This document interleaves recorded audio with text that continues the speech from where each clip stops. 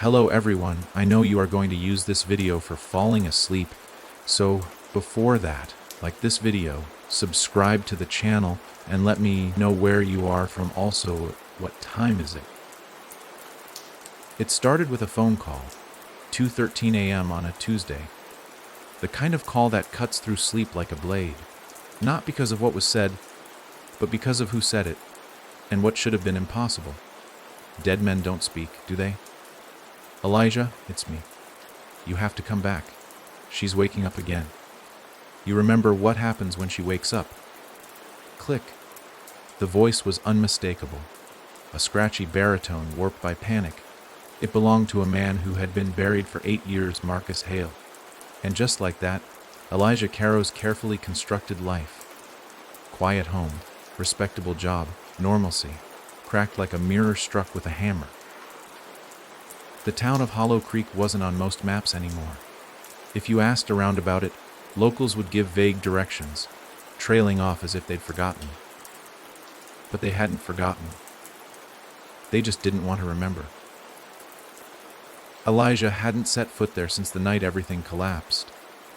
Since the fire at the orphanage, since the woods screamed, since the girl with the red eyes smiled as the floor opened up beneath them.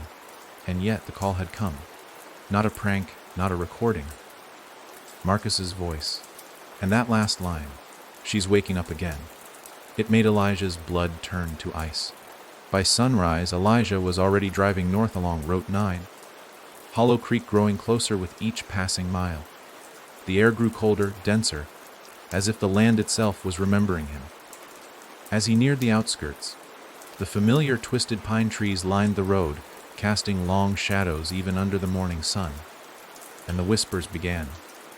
They were faint at first, like wind through broken glass, but then they formed syllables, names, his name, Elik Ja. He gripped the steering wheel harder. He told himself it was just exhaustion, stress. That's what the mind does, it plays tricks. But deep down, he knew better. He'd heard this before. Just before the fire. Just before the screams. He pulled into the town around noon. It looked almost the same, as if time had stalled here, but there were details that twisted the familiar into something wrong. The gas station was boarded up. Yet the door swayed open and shut as though on a breeze. A child's tricycle sat in the middle of the street, rusted and unmoving. Windows gaped open, curtains fluttering in non-existent wind. There were no people. Just absence. Hollow Creek had always been small, but never empty. He parked near the church, what was left of it. The steeple had collapsed, and black scorch marks licked up the sides like the place had tried to swallow fire and failed. And then he saw the symbol. It had been scratched in the door, a spider within an hourglass. The same symbol that had haunted their childhood. The same one carved into the basement wall of the orphanage. The same one that appeared in Marcus's sketchbook over and over. The red hourglass. Elijah. He spun, heart thundering, but saw no one. The whisper had come from behind the church. A voice like burnt paper. Familiar. Familial. He shouldn't follow it. Every instinct screamed at him to turn around, to drive away, to forget. But this wasn't about choice anymore. He walked behind the ruined chapel, where the overgrown cemetery stretched in crooked lines. The gravestones looked like they were sinking, being pulled down into the dirt by invisible hands. The names on them blurred and flickered in the sunlight, like they couldn't decide who they were supposed to remember. Then he saw her. A girl in a white dress, long black hair hanging wet and stringy down her back. She stood barefoot on a grave, not moving. Elijah blinked. She was gone. A chill ran through him so deep it felt like it would never leave. That was her. The girl from the fire. The girl who smiled when everyone screamed. He stumbled back to the car, his hands trembling. He drove toward the remains of the orphanage, or what had once been called St. Hollow's Home for Children. It had been abandoned for decades before the fire, only used as a hideout, a place to tell ghost stories, a dare. But that last night, they'd found something real. As he turned the final corner, the sight of the place stole his breath. The building was still there. He'd watched it burn. He knew it had collapsed. But now, standing 3 stories high, dark and whole, it looked exactly as it had when they were kids. Except, the windows were wrong. They weren't shattered. They were watching. Behind every one, a flicker of movement. A shape just out of view. The front door stood open, a warm glow coming from within. Like it was waiting, he stepped inside. The air was thick with rot and candle wax. The wallpaper curled off the walls in long strips, revealing strange markings beneath, symbols drawn in red. The same hourglass again and again.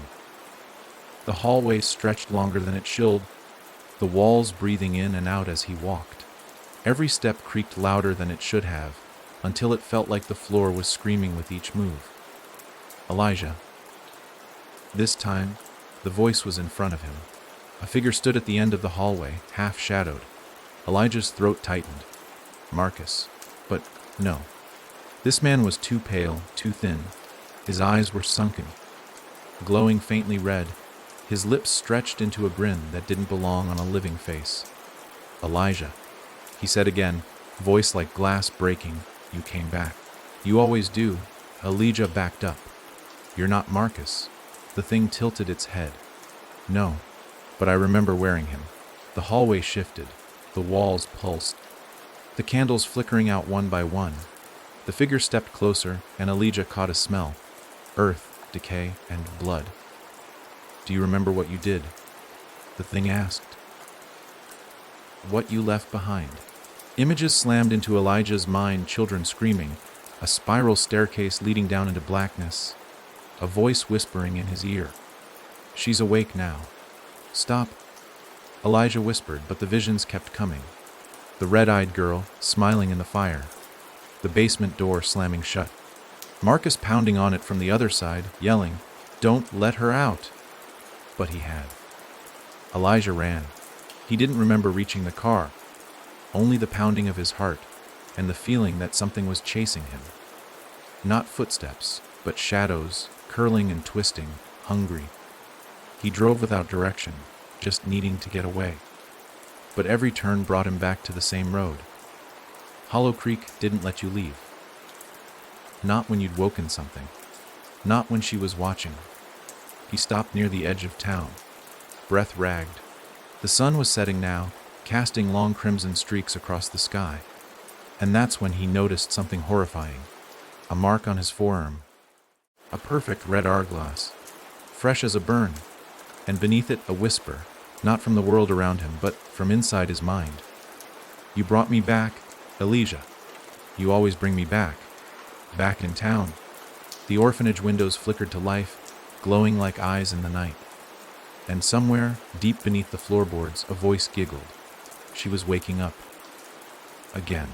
They say silence is peaceful. But Hollow Creek taught Elijah that silence could scream. He spent the night parked in his car, just outside the town line.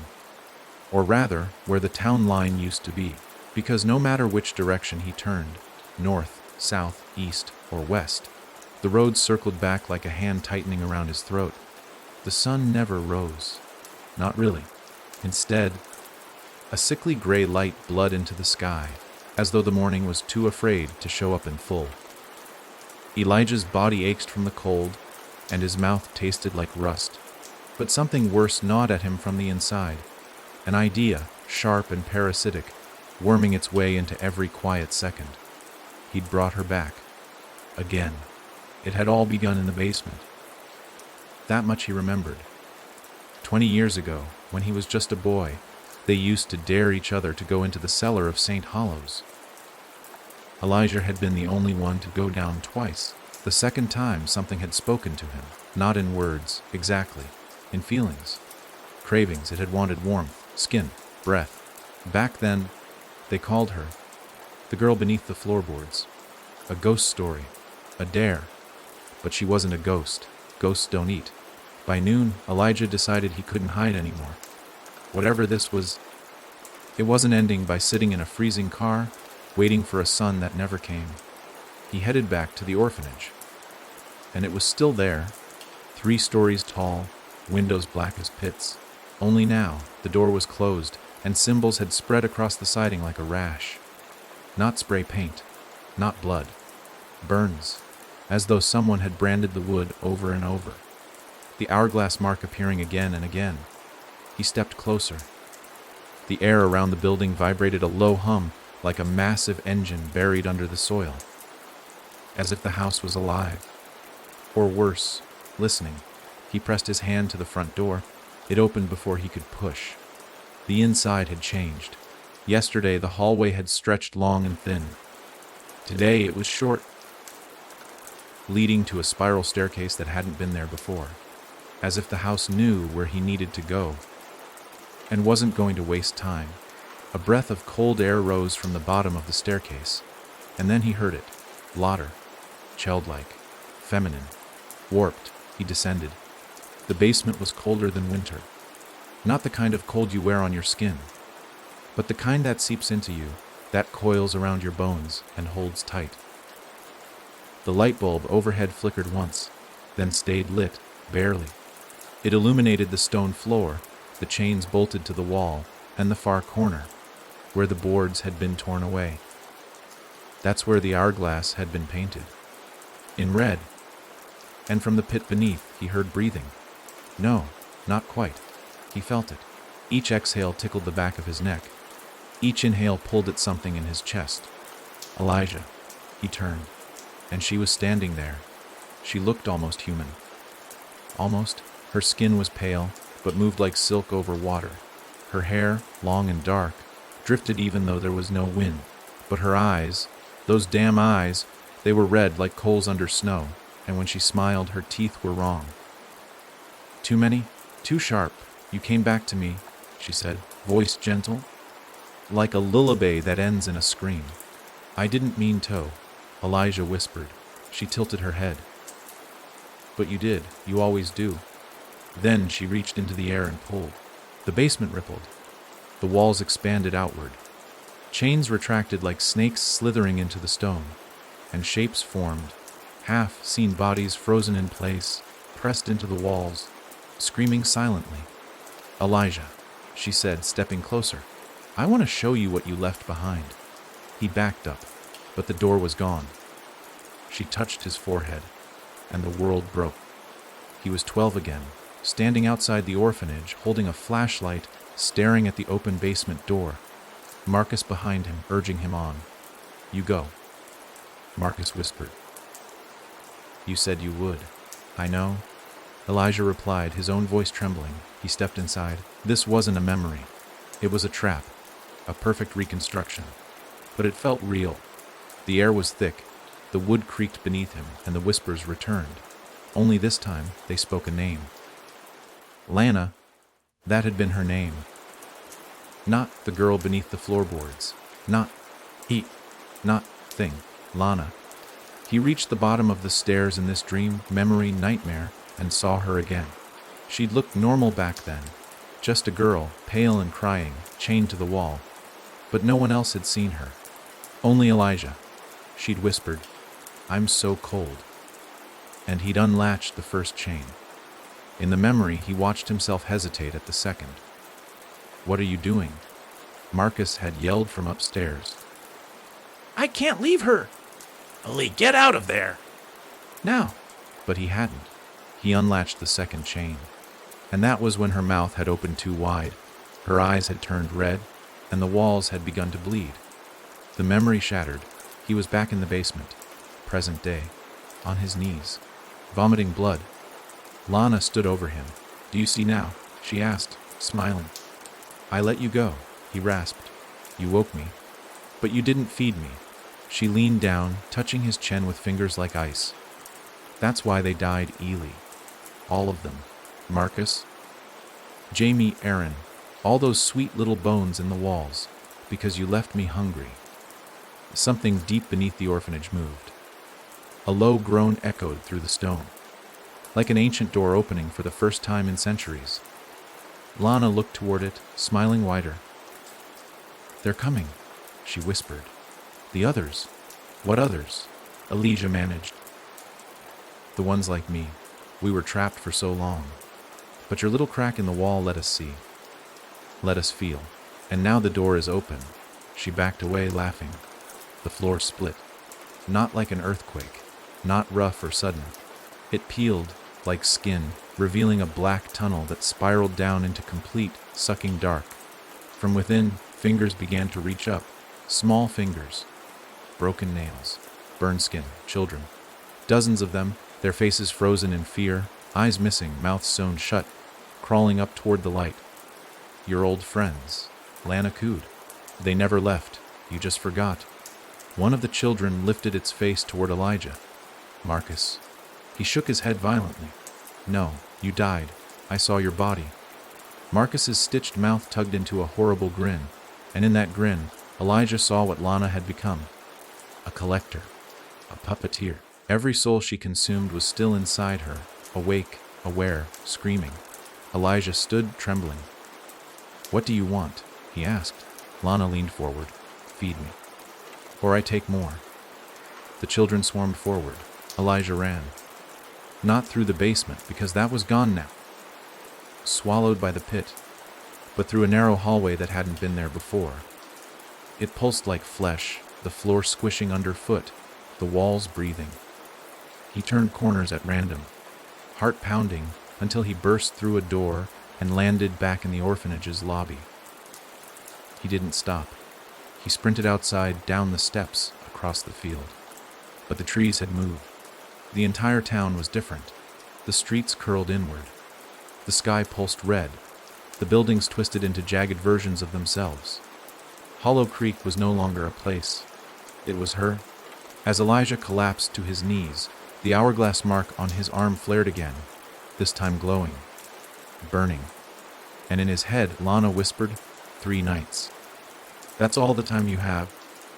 Elijah. Bring me what I need or I'll open the door for good. The wind howled. The ground trembled.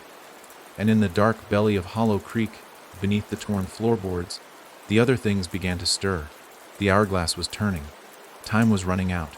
They came at dusk. Not Lana. Not the children. Something else. Something older. Hungrier. It began with the birds. Elijah had found temporary shelter in the old diner on Main Street, Millie's, a long abandoned place that still smelled faintly of burnt bacon and cigarette ash. He'd barricaded the door with overturned tables, trying to think. Trying to breathe. Trying to forget that Hollow Creek wasn't a town anymore. It was a trap. A beating heart. A cage of mirrors stitched together with memory and blood. Outside, the sky had turned a deep, smothering red. And then the birds began to gather. Crows. Hundreds of them. They lined the telephone wires like sentinels, beady eyes glowing faintly in the dusk. Not one moved. Not one blinked. Just watched. And then they screamed. The sound wasn't just a call. It was a wail. A bone. Deep shriek that bent the glass in the windows, that pressed down on Elijah's chest like a bag full of rocks. He covered his ears, dropped to the floor, but the sound moved through him, filling every cavity, vibrating in his molars, crawling behind his eyes. He knew what this was. Not an attack. A summons. Lana was calling again, but this time she wasn't whispering. She was howling. The crows burst from the wires in unison, swirling like a black tornado above the town, and then they began to drop, one by one, dead, splat, splat, splat. Their corpses rained down like a storm, dozens, then hundreds, thudding against the roof, the sidewalk, the windows. Blood and feathers painted the street, and then silence. The kind of silence that makes your ears ring, the kind that screams louder than any sound. Then came the knocking. Elijah flinched. Someone, or something, was at the back door of the diner, not banging, knocking. Polite, rhythmic, deliberate, he stayed crouched behind the counter, heart pounding so hard it made his ribs ache. Knock, knock, then a pause. Elijah, came the voice, raspy, slow. We're hungry. He didn't reply. We were promised a feast. Knock, knock, knock. You promised us warmth. We've been so cold. Elijah slid closer to the kitchen entrance, careful not to make a sound. His hand brushed a metal spatula on the floor, and the faint clink echoed too loud. Knock, knock. The door opened. He bolted into the kitchen, shoved through the swinging door, and crouched behind the industrial oven. Footsteps entered the diner, but they didn't sound right. Too wet. Squish, drag, squish. He dared a peek through the crack in the door. Two figures stood near the counter. One was tall, too tall, wearing a paperboy cap soaked in what looked like motor oil. Its head was cocked at an unnatural angle, mouth sewn shut with thread, but its eyes were wild, glowing orange and moving independently, like chameleons scanning the room. The second was a child, or had been once. Its skin was sloughing off in ribbons, revealing black muscle underneath. In its hand, it held a stuffed rabbit that twitched on its own, limbs jerking like a dying insect. "Elijah," said the tall one without moving its mouth. The voice came from somewhere else, echoing off the walls. "We are the debt. You owe." She collects. Then the child smiled. It had no teeth, just gums. "Time is bleeding," it said, in a voice that matched Marcus's perfectly. "The hourglass is cracking." The two creatures moved in different directions, one toward the kitchen, the other toward the front door. Elijah ducked back, heart hammering, knowing he had seconds. He grabbed a rusted knife from the floor, its edge chipped and dull, but it felt real, solid. Anything to fight the unreal. The door creaked. A hand with too many fingers reached through. Elijah slashed. The blade sank into flesh, if it was flesh, and something hissed. Not in pain, but in delight. It giggled. Elijah plays. The arm yanked back, the door slammed. Silence again. But not peace. Never peace. He ran, out the side exit down the alley into the street choked with bird corpses. The smell was unbearable. Iron, rot, and something sweet, like candy gone rancid. He kept running. He didn't stop until he reached the bridge at the edge of town. The bridge that should have led out, but it was gone. Not broken, just not there. Only fog stretched ahead, a wall of white that hummed with Lana's voice. "You can't leave." He turned around and saw her again. Standing atop a pile of dead crows, she was taller now. Older, dressed in a black gown that flowed like smoke. Her arms were longer, her fingers sharper. And her eyes, they weren't red anymore. They were empty. Like pits, like the sky above Hollow Creek. "You're not feeding me, Elijah," she said softly. "So I must feed myself." He stepped back. "Why me?" Her smile was a slow crack. "Because you opened the door. You woke me. You're my anchor." She took a step forward, crows crunching beneath her bare feet. "And because you're still hiding something." Elijah didn't know what she meant, but her words drilled into him like hooks. What was he hiding? That night he returned to the only place he swore he never would. His childhood home. The Caro house sat at the edge of the woods, its porch sagging, windows broken, roof caved in like a skull after a fall. But something called him there. A memory. A secret. Inside, dust coated everything like snowfall. But the living room was clean. Not dust-free, but undisturbed. Except for the mirror. The one above the fireplace. It reflected everything except him. He approached it slowly. The closer he got, the more the room behind him changed. In the reflection, the couch mended itself. The wallpaper grew back. The fireplace roared to life, and then a child stepped into the frame. Elijah. But not Elijah. This version of him was smiling, holding something in his hand, a key, a small, silver key with an hourglass carved into the handle. The real Elijah gasped. He remembered now. The night before the fire, Marcus had found a hidden room beneath the stairs, a locked door. They couldn't open it, but Elijah had found the key. He just never told anyone. He'd hidden it in his bedroom, inside his old toy chest. He sprinted up the stairs 2 at a time. The chest was still there, rotting, crumbling, but intact. He yanked it open, tossed aside decayed stuffed animals, a model car, and there, at the bottom, beneath a yellowed comic book, was the key, cold. Waiting, he touched it, and the house shuddered. And then, a laugh from behind him. Not Lina, someone else. "Elijah," said a voice like gravel. He turned and saw himself. Not a reflection, not a dream, but another version of him. Older, scarred, eyes sunken and yellow. The man smiled. "About time you found it." The Elijah stumbled back, heart pounding. What are you?" The man didn't answer. He held out a hand. "She's only the beginning. The feeder. But you're the keyhole." And with that, he crumbled into dust. Gone. Only the key remained glowing faintly in Elijah's palm. Outside, the sky turned black. Not night. Not cloud. Something else. Something alive. The crows were gone, and something bigger had taken their place. The first feeder was awakening. The hourglass wasn't just turning, it was bleeding. And time had almost run out. Elijah had always believed fear peaked with the unknown, that the terror came from the not knowing, the darkness you couldn't see into. But Hollow Creek was changing that belief with every passing hour. Because now the fear was in the knowing. The knowing that he had lied to himself for 20 years. The knowing that the key in his hand had never been lost. The knowing that it wasn't just Lana who had been buried beneath the orphanage, but something else. Something she'd been guarding, or feeding, or raising. And it was waking up. The wind howled through the bones of the Caro house. The mirror above the fireplace was cracking, not like glass, but like something trying to break through from the other side. His reflection no longer followed him. It stared ahead, mouthing words he couldn't hear. "Elijah," a whisper from behind. Not Lana, not the dead. This voice was small or shaky. Familiar.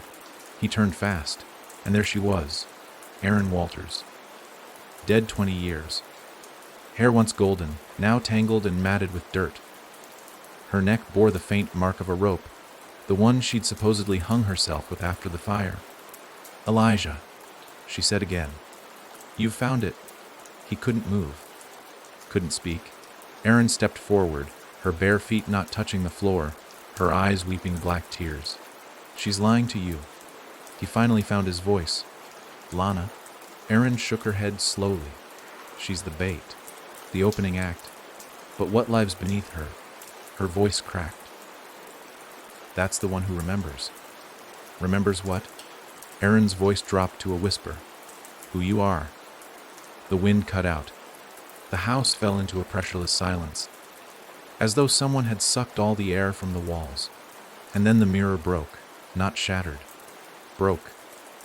It peeled open, like skin splitting under heat, and revealed not the wall behind it, but a hallway, stone walls, flickering torches, and at the far end, a door, metal, rusted, 13 locks across its face. Every lock had the same symbol, the red hourglass. The key in Elijah's hand vibrated, pulling toward the hallway, toward the door. "No," Erin begged. "Don't go. That door wasn't meant to open." "I don't have a choice." Erin looked at him for a long time. "Then don't do it alone." Before he could ask what she meant, she stepped into the hallway with him. The corridor felt alive. The stone pulsed. The torches wept wax that hissed and screamed when it hit the floor. Every few feet, the walls whispered names. Elijah's name, Erin's, Marcus's, Lana's, and deeper voices he didn't recognize. Until he reached the door, it stood 10 feet tall. Iron and bone fused together, as if someone had built it using bodies. Each lock stared at him like an eye, and the keyhole, right at the center, had teeth around it. Actual teeth. Elijah reached out. The key fit, too easily. As he turned it, one of the locks slid open with a snap. The teeth around the keyhole twitched, then smiled. "Yes," smiled. "Elijah," Erin said. Backing away. "Don't turn the rest." He looked back at her. She was fading, her skin peeling in slow flakes, her voice growing smaller. "This is the last door," she whispered. "The 13th. It doesn't keep something in, it keeps something out." Then she was gone. Alone now, Elijah faced the door. He still held the key, and 11 locks remained. The first one had opened so easily, too easily. like the door wanted to open. Behind him, the corridor shook, the walls began to bleed. The torches went out one by one. And then, the smell, a mix of rot, sulfur, and something that didn't belong in any world Elijah knew. Something old. Something waiting. And a voice, like wind dragging chains across a stone floor, slithered out from the cracks in the door. Elijah Caro, it said. I remember your blood. He stepped back. Don't know you? Oh, but I know you. You are the vessel. The bridge. The last Caro. And I. The voice paused, sucking in the silence. Am what crawled through your veins when you dreamed of fire. Elijah shook his head. I never dreamed of fire. The voice chuckled. No, then what burned them all alive? Suddenly, he was back in the fire. 12 years old again. Screams. Smoke. Children pounding on the walls.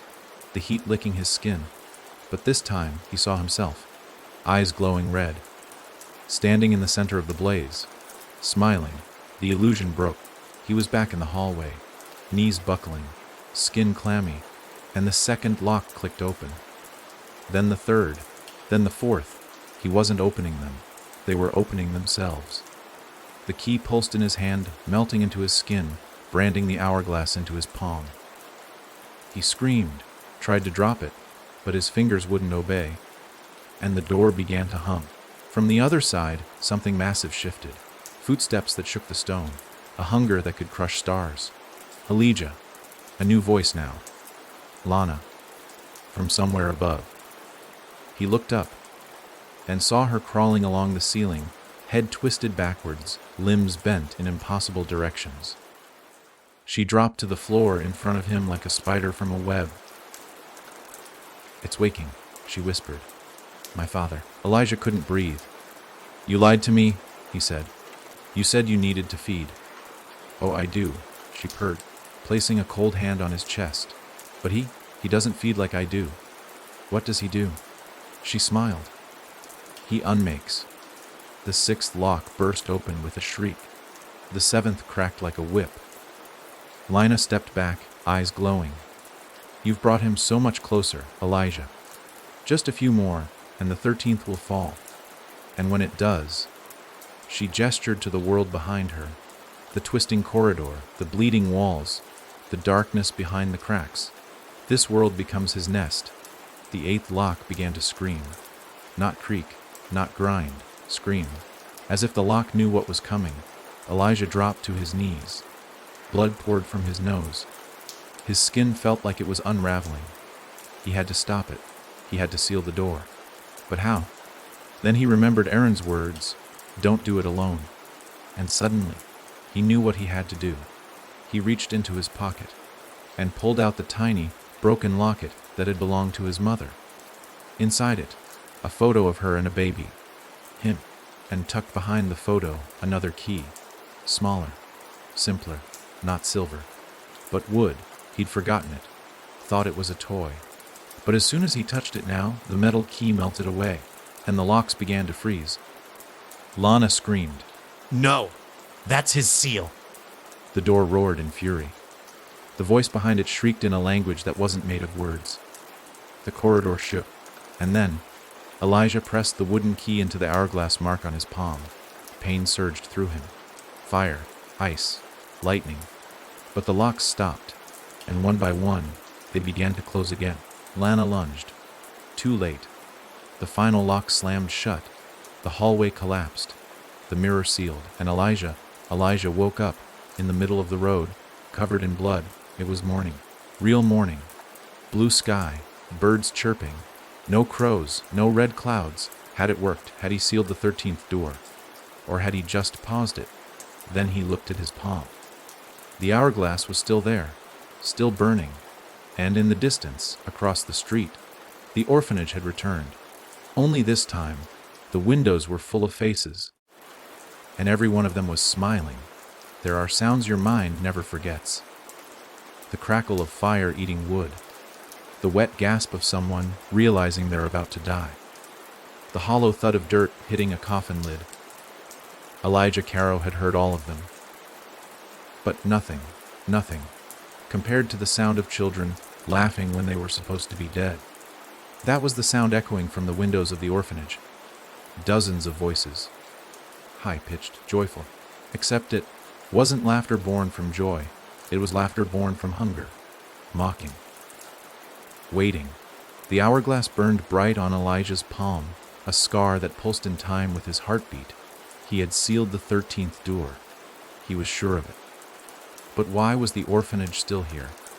Why were the faces at the windows still smiling? He should have run. Every instinct in him screamed to run. But this place, Hollow Creek, had stopped playing by the rules of reality. The road behind him would twist again. The trees would move. The birds would vanish. There was only one direction left to go, forward, toward the orphanage. Toward them, the door opened for him, again. This time without sound. No creak, no groan. Just silence. He stepped inside, and immediately the world shifted. Not metaphorically, not emotionally, literally. He was no longer in the orphanage. He was underground, surrounded by roots. Twisting, wreathing, twitching roots that stretched from the ceiling to the floor, like veins through diseased skin. And in between them were bones. Hundreds of them. Tiny bones. Children's bones. Cracked, split, stained with something black. He stood at the edge of a forest with no sky. A forest of bone trees. Their trunks were spines, their branches fingers, their leaves shards of teeth. The bone orchard. Elijah. The voice wasn't Lana's this time. It was thinner, more human. Familiar. He turned, heart pounding, and saw Jamie, his friend from the orphanage. Gone for 20 years. Last seen the night of the fire. But here he stood. Whole. Almost. His arms ended in stumps wrapped in barbed wire. His eyes were clouded white, but somehow still looked at Elijah. "You shouldn't have turned the key," Jamie said softly. "He saw you." Elijah took a step back. "Who?" "Lana's father." Jamie shook his head. "No. Worse." Then Jamie pointed. "Elijah, the orchard grows when we forget. But you remembered. That's why it's awake." Elijah looked around and saw the truth. Every tree, every bone had a name carved into it. Names of children. Names he recognized. Marcus. Aaron. Jamie. Dozens more. He walked deeper into the orchard, each step releasing a breath of air from the ground, like the earth was exhaling memories. And then he saw his own name, carved into a tree near the center. But beneath it, fresh, still wet, another name. One he didn't recognize. Adlin Caro. His knees buckled. No, it couldn't be. He was an only child. His parents were dead. He remembered that, didn't he? And then, like a wave smashing through a dam, the memory came. A girl, younger than him, big eyes, black hair, a laugh like bells. His sister, Adlin. The memory came fast and hard. She'd been 5. She wasn't supposed to be at the orphanage that night, but she'd followed him, snuck in, hiding in the kitchen pantry. When the fire started, when he started it, she hadn't made it out. He hadn't gone back for her. He'd forgotten her, because something had taken that memory, something that fed on forgetting. "Elijah," Jamie said softly. "She's still here?" "What?" "In the orchard. They didn't take her. They planted her." Elijah turned, eyes wide. "Where?" Jamie pointed toward a thick black tree at the center of the field. It pulsed with a heartbeat. Its roots twitched like sleeping limbs. A face was barely visible in the bark, frozen mid-scream. "That's her," Jamie whispered. "But she's not alone." The wind picked up, except there was no wind, only breathing, from the trees. Each one began to exhale black mist, whispering, murmuring, words Elijah didn't understand, but felt. He turned toward Adlin's tree, and that's when the roots moved. They surged from the ground, spiraling toward him. He dodged left, slashed at them with a broken bone shard. One root wrapped around his leg and yanked him to the ground. "Elijah," her voice. Adlin's. From inside the tree. "Please a helpla," he screamed and slashed harder. Blood, black and oily, spurted from the root. The tree groaned. Not wood, not bark, throat. He crawled forward, reached the base of the tree, pressed his hand to it. The hourglass on his palm flared to life, and the tree screamed. The world exploded. Black mist flooded the orchard. The trees bent backward, shrieking. Bones cracked. The mist spiraled upward, into a vortex above Adeline's tree, and she stepped out. Lana, but different. Not a girl. Not even a woman. A shape. A silhouette filled with stars, stitched together with bone and time. You should have left her buried, Lana hissed. She's my sister. No, Lana said, stepping forward. She was your sacrifice. The words hit Elijah like a punch to the gut. I didn't know. But you did, Lana whispered. You forgot. Because forgetting was easier than facing what you did. He backed away. The trees around him moaned louder. The orchard was closing in.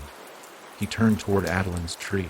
The hourglass on his hand split open, revealing a second mark beneath it, a name. Adeline, bound to him. By blood, by guilt, by something darker.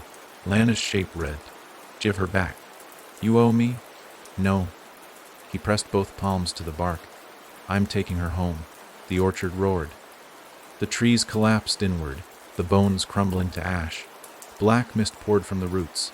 Lana screamed, a sound that cracked the air, and Adeline fell out of the tree, gasping, pale, eyes wide, alive. Elijah caught her. She looked up at him, blinking. I dreamed I was trapped in the dirt. You were, he whispered. But not anymore. Behind them, Lana burned. The bone orchard ignited with fire that wasn't fire, memories returning, guilt surfacing. Forgotten names remembered. It was the one thing the dark couldn't survive. Truth. When the light faded, the orchard was gone. They stood on a hill outside the town. Real grass underfoot. Real sun above. Adeline clung to him, and he wept.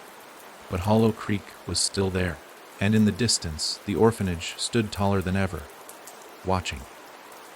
Waiting, because you don't kill hunger, you only delay it, and the 13th door was only one of many. There are questions that split the world in two.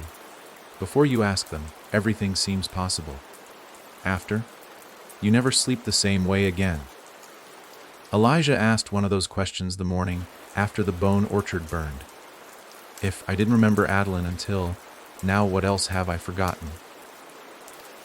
He and Adeline sat beneath a crooked elm tree just outside the town's edge. It was the first quiet moment they'd shared since Hollow Creek had spit them back out of the roots. Her skin was pale, her eyes sunken, but she was alive. Real. Every few seconds. Elijah looked at her again, just to make sure. She was all he had left. But even that truth came with a weight, because something wasn't right. He watched her from the corner of his eye. She didn't shiver, though the morning was cold. She hadn't blinked in over 2 minutes, and her breath came in perfect, even intervals. Too perfect. Elijah, she said, finally. Do you remember the woods behind our house? He nodded slowly. Yeah. We used to build traps for raccoons. You made me dig the holes. Her lips curled into a smile. Because I was better with knots. A memory, a real one. Except, Adeline had never been good at knots. That had always been his thing. He taught her. He stood. You're not my sister. The thing that looked like Adeline didn't argue, didn't even flinch. She just smiled wider, teeth too white. Too many, a flicker behind the eyes. Oh, Elijah, she whispered. You're getting smarter. That's not good. Then her skin peeled. Not blood, not gore, but paper, pages, hundreds of them, all blank. Falling away from her face like feathers in slow motion. Underneath was a void, not blackness, but a complete absence of shape, a mouth with no lips spoke. You don't remember because I rewrote you. The Elijah stumbled back, heart thundering. Who are you? The thing floated toward him, shifting with every blink. His mother's voice, Jamie's eyes, Lana's laugh, Adeline's shoes. I am the keeper of names, it said. I feed on certainty, and your mind is a banquet. Then it split. Literally, one moment it was whole. The next, 2 identical Elijahs stood before him. One smiled. One wept. "Choose," said the weeping one. "Which one of us do you trust?" Elijah's head spun. He looked at them. Same height, same clothes, same memories. Then one of them said, "The trap in the woods. I was the one who cut my hand. You cried when you saw the blood." The other said, "You told me not to cry. You said warriors don't cry." They both sounded right. They both were him. Suddenly, a voice whispered behind him, "Don't trust either." He turned fast. Marcus, or what was left of him, charred skin, one eye burned out, half a jaw missing, but alive, and still fighting. "They're memory worms," Marcus rasped. "They feed on doubt. The more you question, the more they grow. What do I do? You don't guess. You don't trust. You remember." Elijah closed his eyes, breathed deep, and searched for the one memory they couldn't fake. Adeline's laugh. Her real laugh. Not the one they told him. The one she made when she choked on a jawbreaker and spat it across the kitchen, and he called her a spit blaster. He'd teased her for days. That memory surfaced like a bubble in tar, and it hurt, because he'd forgotten it, let it rot in the dark. But now it was back. He opened his eyes, looked at both clones, and said, "What's the name of the game we played when she almost choked?" One clone blinked. The other said, "Spit, Blaster Showdown." Elijah buried the broken blade from his pocket into that one's throat. The creature screamed, not in pain, in fury. Its skin turned inside out, revealing pages again, and on every page, his name, over and over and over. But Elijah didn't stop swinging until the pages turned to ash. Marcus grabbed his shoulder. That was only the scout. Elijah turned. "There's more. They're everywhere. Lana sent them. To fracture you. She can't feed unless you're cracked. So she wants me broken." Marcus nodded. "And if I'm not?" "She gets hungry." They walked back into town together. The streets were changing. Buildings twisted at odd angles. The sun never reached past the rooftops now. The sky was turning gray. Time wasn't moving right. People, if they were still people, stood frozen in windows, their mouths wide, eyes sewn shut with black thread. And everywhere they went, the whispers followed. Not Lana's voice.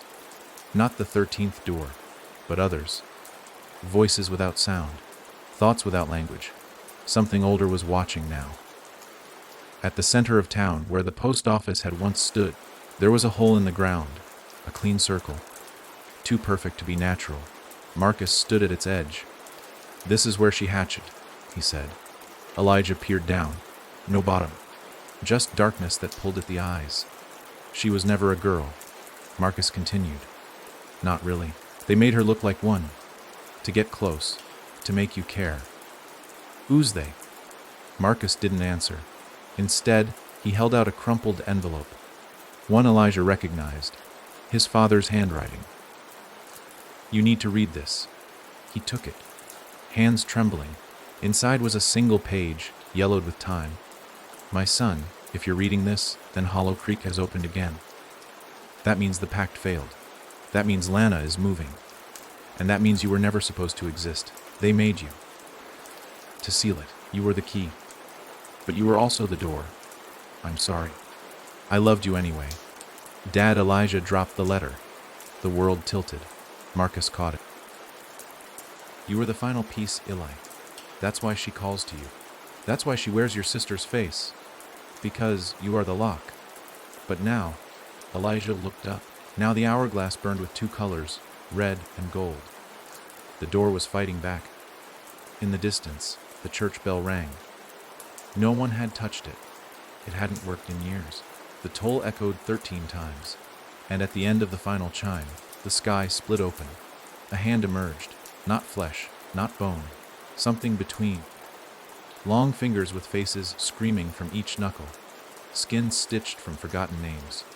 Lana's voice filled the town like a flood. "One night left, Elijah. Then the whole world forgets its name." A Marcus whispered, "We have to go to the cemetery." "Why?" "Because that's where she buried your real self." And somewhere beneath the cracked soil and crooked tombstones, a grave pulsed with light. The name on the headstone, Elijah Caro.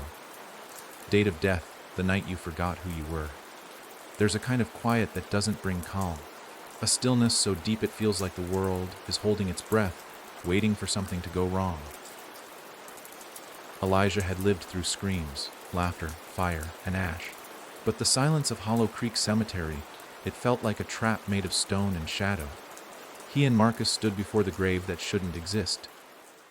Elijah Caro, born March 11, 1993, died October 31, 2005. The boy who forgot himself. No cross, no flowers, just that line, and the hourglass etched in the top corner, blood red and pulsing. The grave was breathing. A slow rise and fall of soil that should have been still. What is this? Elijah whispered. Marcus kept his distance. The price. For what? For you. Elijah knelt beside the grave, the air around it colder than the rest of the cemetery. His breath fogged in front of him, but the ground was warm, like skin. He touched the dirt. The moment his fingers grazed the soil, his heartbeat stopped. He was 12 again, standing in the orphanage hallway. Fire behind him, Lana in front, the children screaming, and his own body lying motionless in the stairwell. Burnt, empty. A husk, he watched as Lana knelt over it and whispered something into its mouth. Not words, a name, his. Then she looked up and smiled at him. His spirit, his self, standing above the scene like a dreamer watching his own death. You don't belong to you anymore, she said, and she breathed him back into his body. Elijah gasped and fell backward, coughing dirt and blood. Marcus was already kneeling beside him. What did you see? She resurrected me. Marcus nodded slowly. She did. That's the trick. She didn't just feed on death. She built you from it. She brought me back. Part of you. What part? Marcus looked him in the eye. The part that obeys. The sky darkened again. Not with clouds, but with names. They swirled above Hollow Creek like a storm. Names of the lost, the dead, the forgotten. Written in red smoke. Whispered by wind. Each one a thread in Lana's web. Elijah. Marcus said, rising to his feet. You're the centerpiece. You were made to remember her, to carry her in your thoughts. That's why she can't break through unless you break first. But I'm still me. Are you? Marcus said. Your body died. Your soul lingers. But your memories. He pointed to the grave. That's what's buried here. Elijah's palms throbbed. The hourglass burned brighter than ever.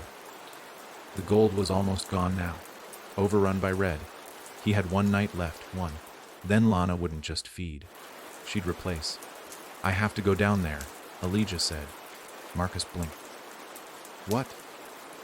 I have to dig up whatever she buried. A lie, that's not just a grave, that's you. You dig too deep, and you might not come back. Then I need you to hold the rope. Marcus gave him a long look, then nodded. They found a coil of rope at the back of the groundskeeper's shed, half covered in mold, but strong. Marcus tied it around Elijah's waist. If you start screaming, he said, I pull. Elijah nodded and started to dig. The soil peeled back easier than it should have. Not dry, not packed, more like layers. Each one he scooped out revealed something from his past. A cracked yo-yo, his mother's silver necklace, a school photo with his face scratched out. At 6 feet deep, he struck flesh. It wasn't a coffin. There was no wood, just a pit lined with skin. And in it, a boy, 12 years old, eyes closed, hands folded over his chest, wearing Elijah's old hoodie.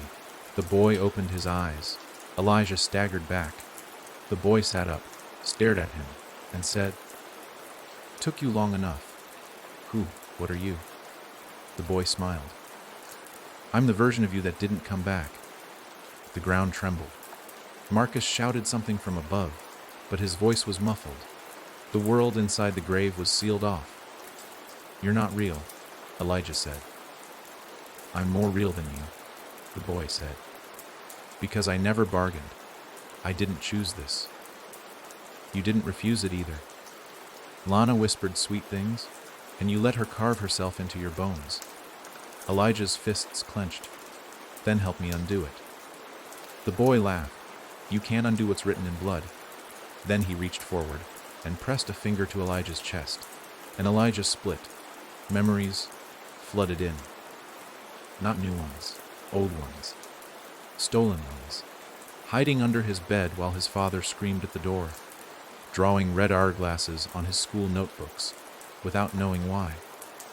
Waking in the night with dirt under his nails, whispers in his own voice coming from the mirror. His mother holding a knife, whispering, "It's already inside you." He fell to his knees, gasping, bleeding from his nose and ears. Above, Marcus screamed again. Elijah! "Something's coming!" The boy faded, not into mist, but into Elijah. He stepped into him. And Elijah saw, really saw, the truth. Lana had used him as a vessel. A Trojan horse. She hadn't just marked him. She'd buried herself inside him. And now, she was about to hatch. He scrambled up the rope. Marcus pulled hard, hands burning. Elijah burst out of the grave, coughing up black water and fragments of teeth. Behind him, the grave roared open, vomiting darkness. A limb rose from it, too long, covered in mouths, eyes. Marcus yanked Elijah away just in time. The thing screamed, a chorus of every voice they'd ever lost. They ran, back through the cemetery. But the headstones were changing, turning into faces, all of them his. Hundreds of versions, all watching, all whispering. All you had to do was forget. They burst out of the gates and froze. The town was no longer a town. The sky had collapsed. Hollow Creek was a body now, a living organism. The streets pulsed with veins, the buildings bled from their windows. The orphanage hovered 3 feet off the ground, spinning slowly, and above it all, a single massive hourglass rotated in the sky. The sand inside was names, and Elijah's was sinking to the bottom. One night left, one name remaining, one lock still turning. There's a sound Elijah hadn't heard since childhood, the sound of everything dying at once. Not just trees, not just buildings, but the town's name. He felt it as a ripple in the ground, a shiver in the air. The street signs blurred. The church's bell tower melted into the clouds. Even the memory of Hollow Creek's shape, its layout, its roads, slipped from his mind like water through a cracked glass. It was happening. Lana wasn't just feeding. She was consuming identity. And somewhere beneath them, the 13th door was turning again. Leisure and Marcus stood at the edge of town, staring up at the floating orphanage. It no longer resembled a building.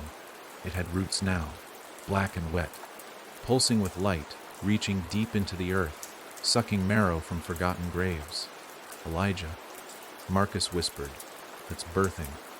Elijah's voice shook. "What is?" Marcus turned to him slowly. "You." The hourglass burned in Elijah's palm, split now completely, half red, half gold, the sand inside shifting between both as if trying to decide. He had minutes, maybe. Then Lana would hatch from the thing inside him, not just a presence, a body. And once she had that, Hollow Creek would disappear. Not burn, not collapse, not crumble. It would be rewritten. A town that never was, never could be. They ran, not toward safety. There was none. They ran toward the church, or what was left of it, because buried beneath its altar was the throat, the deepest wound in Hollow Creek. A fissure sealed off by the town founders. A hole that predated Lana, predates memory itself. Legend said it led to the center of the world. Others said it led to where names go to die. Either way, it was the only place left to hide what Elijah had become, or bury what had grown inside him. They climbed over the shattered pews and stepped into the ruins. The church had changed. Again. The altar was missing, replaced with a gaping hole in the floor. Steam rose from it, and something sang in the dark. Not a song, a chant. Dozens of voices. Elijah recognized his own. Whispering over and over, "Open the mouth. Open the mouth. Let her speak." He gripped the rope they'd brought.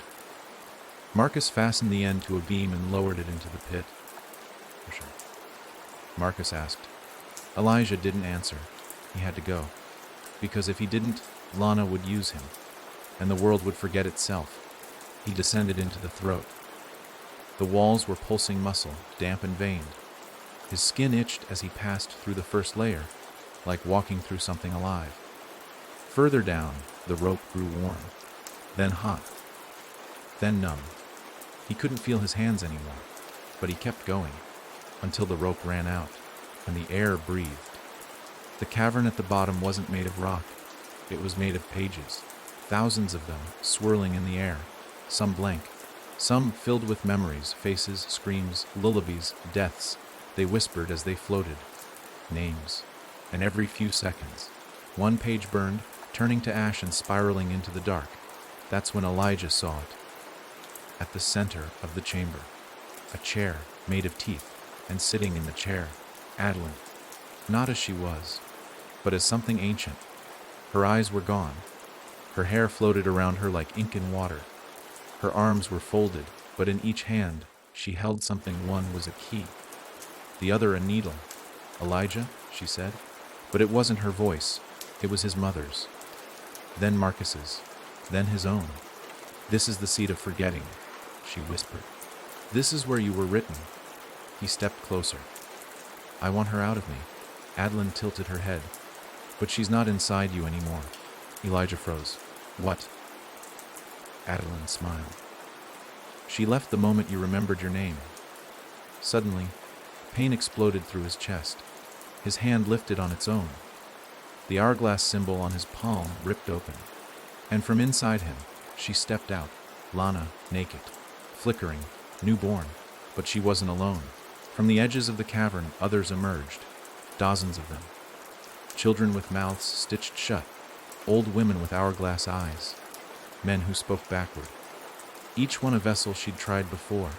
They circled Elijah, hands outstretched. And Lana, dripping with his blood, smiled. You were the final draft, she whispered. The cleanest page.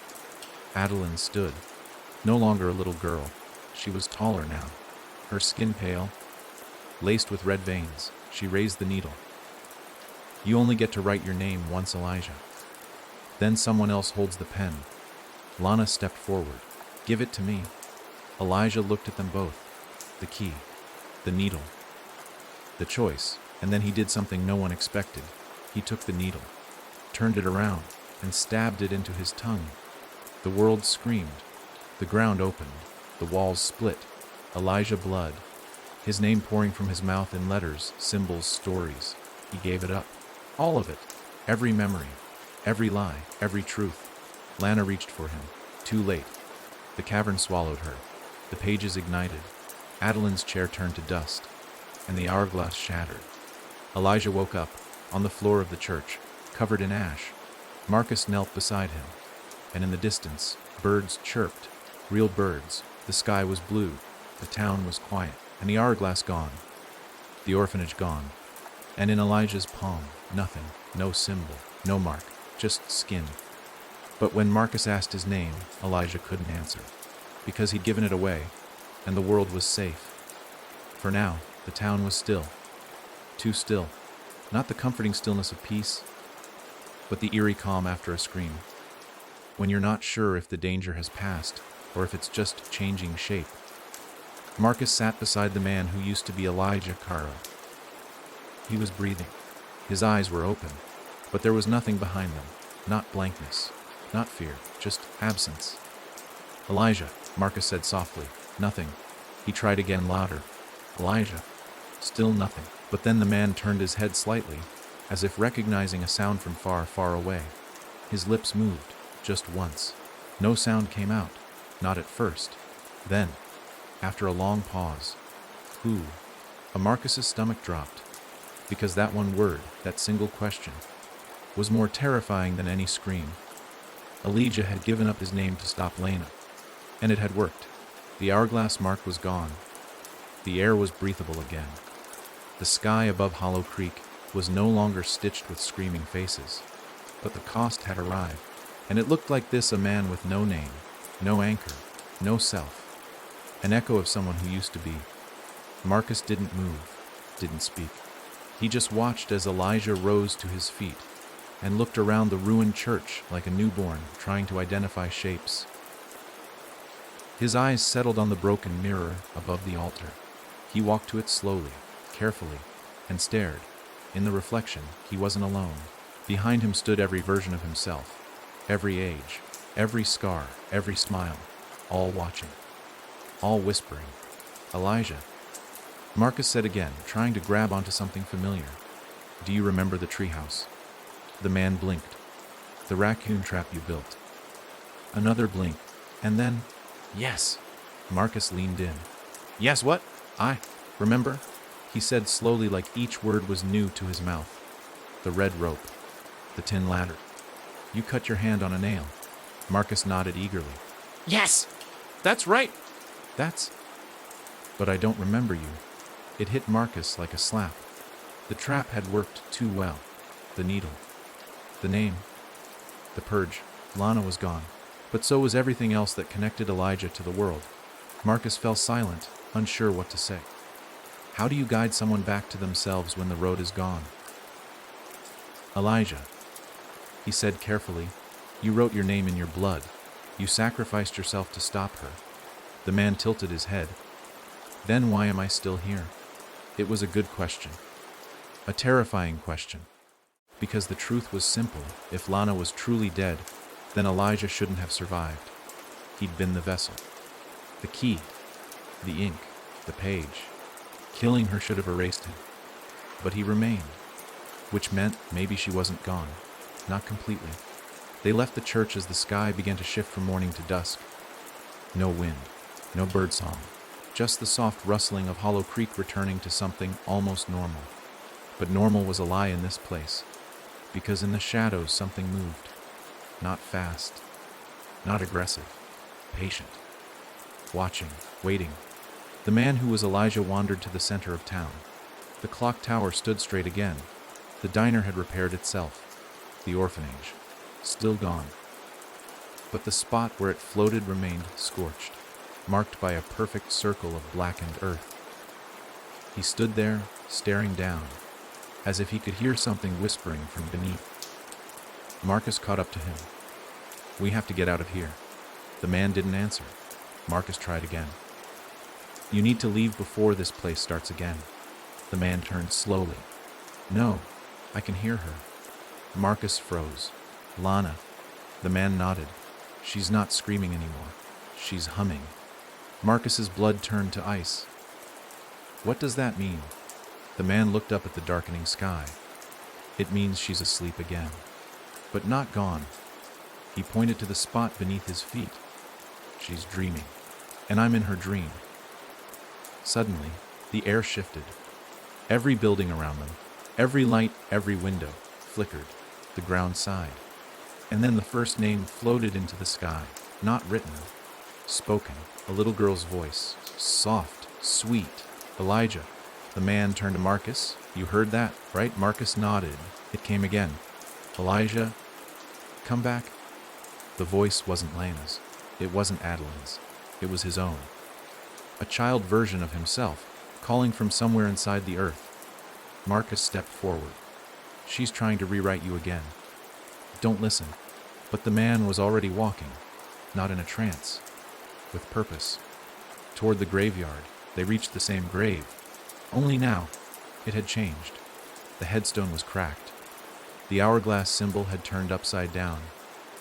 And beneath it, new words had been etched. She gave him back. But not all of him. Marcus stepped back. That wasn't there before. No, the man said. It wasn't. He dropped to his knees and placed his palm on the earth, and something answered. A hand burst from the soil. Small, delicate. Not Lana's. A girl's. The man whispered. The fingers curled, and something was pressed into his palm. A piece of paper. He unfolded it. One word. Remember. Suddenly, his chest burned. The hourglass mark returned, but this time, gold only, no red. And with it came the sound of wind. The smell of lilacs, the feel of springtime. Memories. Real ones. Unaltered. Unfed on. Pure. He looked at Marcus. I know who I am. Marcus took a shaky breath. Then we end this. How? The man, Elijah, smiled. By going back to the place where she was first named. Marcus stared at him. No one knows where that is. Elijah nodded. I do now. He turned toward the woods. Beyond the edge of town, where the trees were older than the town itself, where Lana had whispered her first word. The forest was waiting, the mouth of the past still open, still hungry, and Elijah was going in, not as a vessel, not as prey, but as the one person who had ever survived her. The name had been erased, but the story wasn't finished. Not yet. The woods at the edge of Hollow Creek weren't drawn on any map. They had no trail markers, no landmarks, no name. Just trees, twisted and tall, reaching skyward like skeletal arms frozen in prayer. Elijah stood at the forest line, the golden hourglass glowing faintly on his palm. He remembered. Not everything, but enough. And what he remembered most was this place. Not because of what had happened here, but because of what had started. Marcus hesitated just behind him. You sure this is where it began? Elijah nodded. I didn't know it then.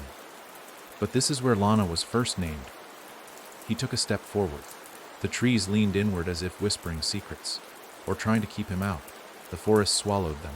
There was no sound inside it, not even wind, no birds, no insects, no rustling. Only the faint throb of the hourglass on Elijah's hand, beating like a second heart. They moved carefully, ducking under branches shaped like fingers, stepping over roots that pulsed like veins. And then they found it, a clearing, circular, too perfect to be natural. At its center, a stone slab, half buried in moss and dirt. It wasn't just old, it was pre-human. Covered in carvings, not letters, wounds etched into its surface. Some of them still bled. This is it, Elijah said softly. This is where she was made. Marcus stepped beside him. You mean born? Elijah shook his head. No one's born like Lana. She was named. And when you name something in this place, it becomes real. He stepped onto the slab. The golden hourglass on his hand pulsed once, then dimmed. He placed his palm against the stone, and the world split open. Suddenly, the forest vanished. The air turned black, not dark black, like color had been erased. Elijah floated in a space with no up or down. All around him, sounds echoed, cries, laughter, breathing, chanting. And in front of him, a child, not Lana, but a girl with no face, just skin stretched over bone, and in her hand, a crumpled piece of paper. She reached it out to him. He took it. One word written on it, Lana. The girl tilted her head, waited. Elijah understood he had to decide what to do with it. Keep it. Burn it. Speak it. This wasn't a battle of fists or fire. It was a battle of belief. Lana only existed because her name was spoken into a place that could remember. Elijah could end her, but only if he could unname her. He closed his eyes, held the paper in both hands, and whispered, no one. The air screamed. The child shrieked. The blackness fractured into 1,000 shards, and behind every piece of broken sky was a version of Lana, laughing, weeping, screaming, feeding, but they were fading, one by one. Each time Elijah said it again, no one, no one, no one. He was back in the forest. On the slab, the stone was cold now, still. The carvings no longer blood, and the golden hourglass on his hand, gone. Marcus stood nearby, wide-eyed. What did you do? Elijah stood up. I took her name. Where is she now? Elijah looked up at the sky. It doesn't matter.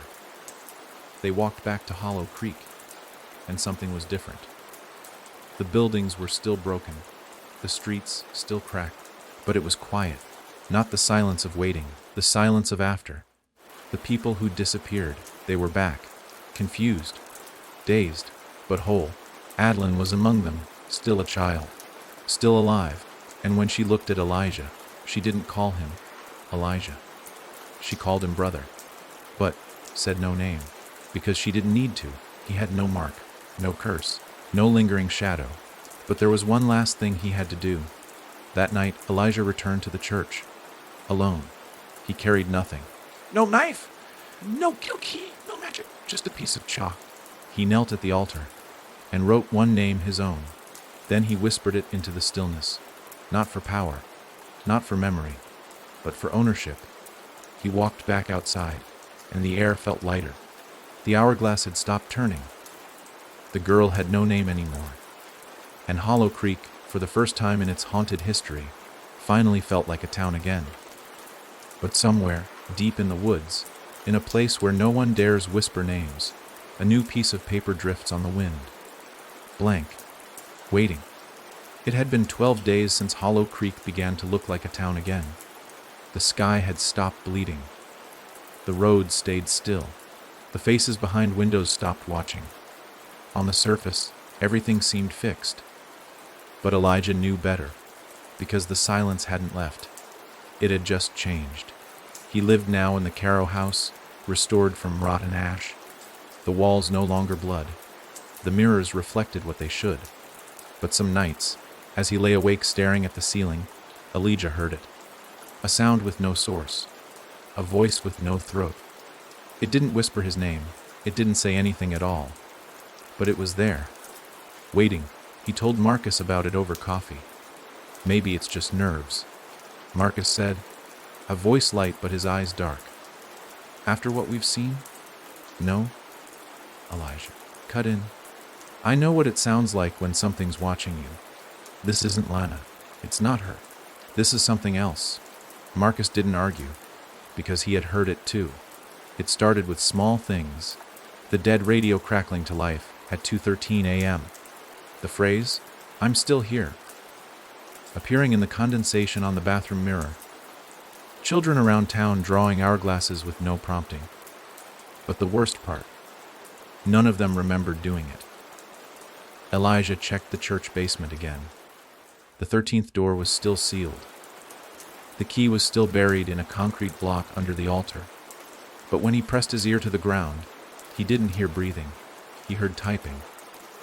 Rhythmic, soft, like fingers moving fast over an old typewriter. And the moment he heard it, his palm began to itch. The hourglass mark wasn't back, but something new was forming. That night, he dreamt of the mirror room, an old part of the orphanage, long collapsed. It used to be used for reflection sessions with the headmistress, but in the dream it was intact. And inside it, a boy sat alone. Elijah. Only not him. The boy had Elijah's face, but the features were too clean.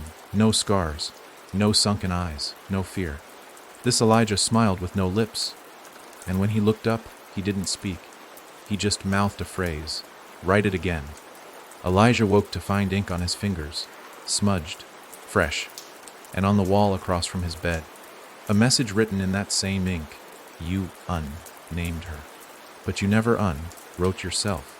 He didn't remember writing it, but his hands did. They trembled as he washed the ink off under scalding water. Something was trying to reach back through the hole he made. Not through Lana, through him. He turned to Marcus. There's another story. Marcus blinked. What do you mean? I thought Lana was the story. The horror. The thing that infected Hollow Creek. She was. No. She was a chapter. He pointed to his own chest. I was the pen. That night, they returned to the forest, to the stone slab where Lana's name had once been etched. But now, something else had replaced it. Not a name, a question. Carved deep into the stone, bleeding again. Who's writing you? They stared at it for a long time. No wind moved. No birds called. And the moment Elijah opened his mouth to speak, his voice disappeared. Gone. He tried to yell. Nothing. His shadow screamed for him silently, flailing on the ground. Marcus grabbed his shoulders. Elijah, what's happening? Elijah pointed to the mark on his arm. Not an hourglass, a cursor. Blinking, waiting. It wasn't Lana. It wasn't a ghost. It wasn't memory. It was the author. Something older than Hollow Creek. Older than the 13th door. Older than names. The one who wrote Lana. The one who wrote him. The original voice. And it wanted to finish the story. With Elijah as the final word, Marcus dragged him back to town, back to the church, to the slab that sealed the 13th. But it was gone. In its place, an open typewriter, old, rusted, keys stained with blood, paper already in place. On the page, chapter 11, he gave up his name. He burned the story. But the silence had teeth, and just beneath it, the final edit begins now. Marcus stepped back. We're not dealing with a spirit. Elijah nodded, and finally his voice returned, shaking, faint, but clear. We're dealing with a story that refuses to end. And it wasn't finished with them. Not yet. By the time Elijah returned to the Caro house, he could feel the ink beneath his skin. Not metaphorically. Literally, it moved. It curled under his veins like it was thinking, like it was waiting, like it was watching him from the inside out. He stared into the bathroom mirror, half expecting Lana's grin to stretch through the glass. But her face didn't come back. Instead, the typewriter's page appeared in his reflection, burning behind his eyes.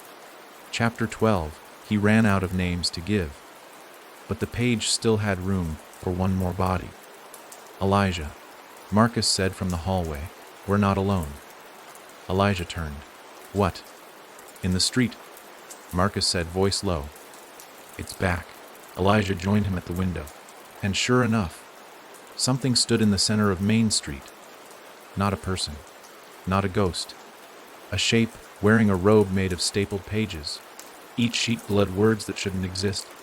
They curled into letters, then into sentences, then into lies that read like truths. It didn't walk. It floated. And behind it, the buildings bowed inward, as if the town knew its author had returned. Marcus whispered, that's it, isn't it? Elijah didn't speak, because he didn't have a name for it. He'd called it the author. But that wasn't right. An author controls. This rewrites. It takes what's real, what's remembered, and makes it fiction. It doesn't create. It corrupts.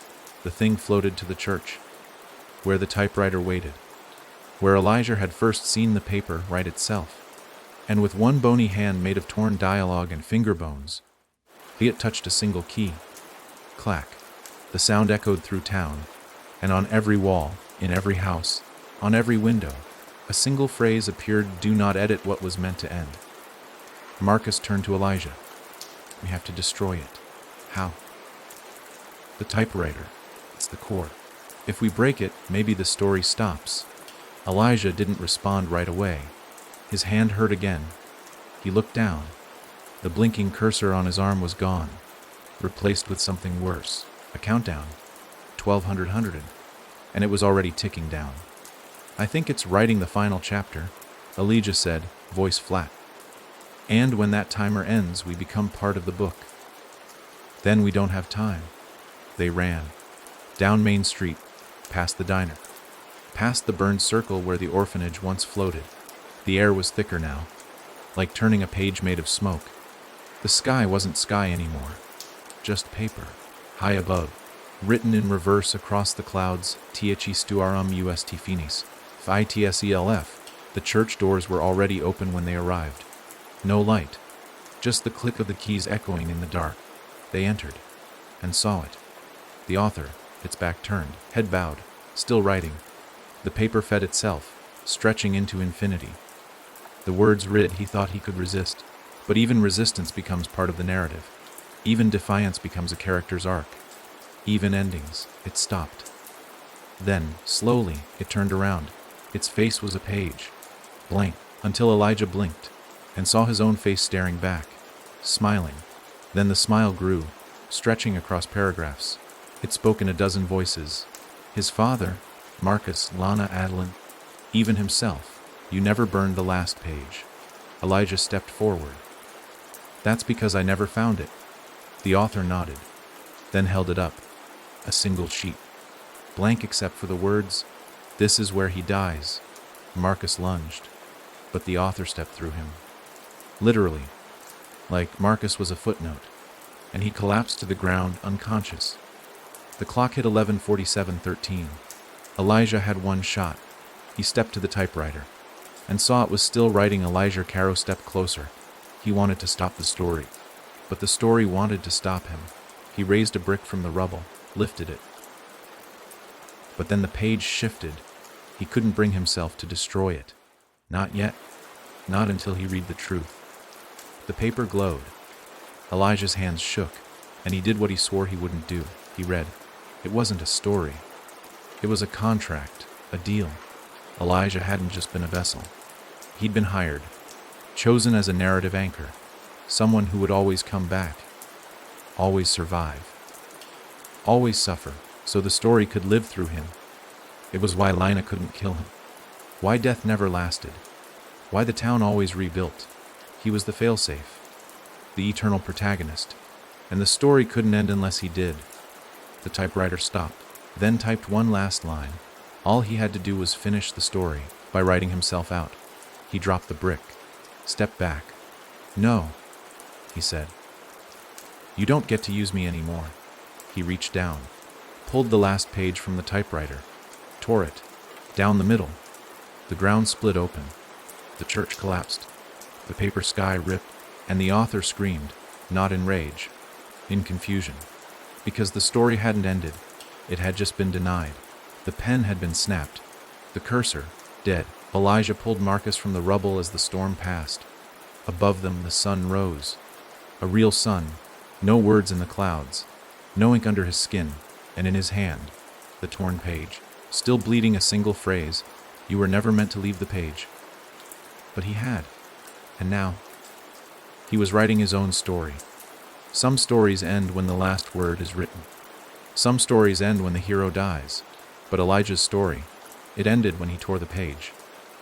Except it didn't. Because that's not how stories like this end. Not in Hollow Creek.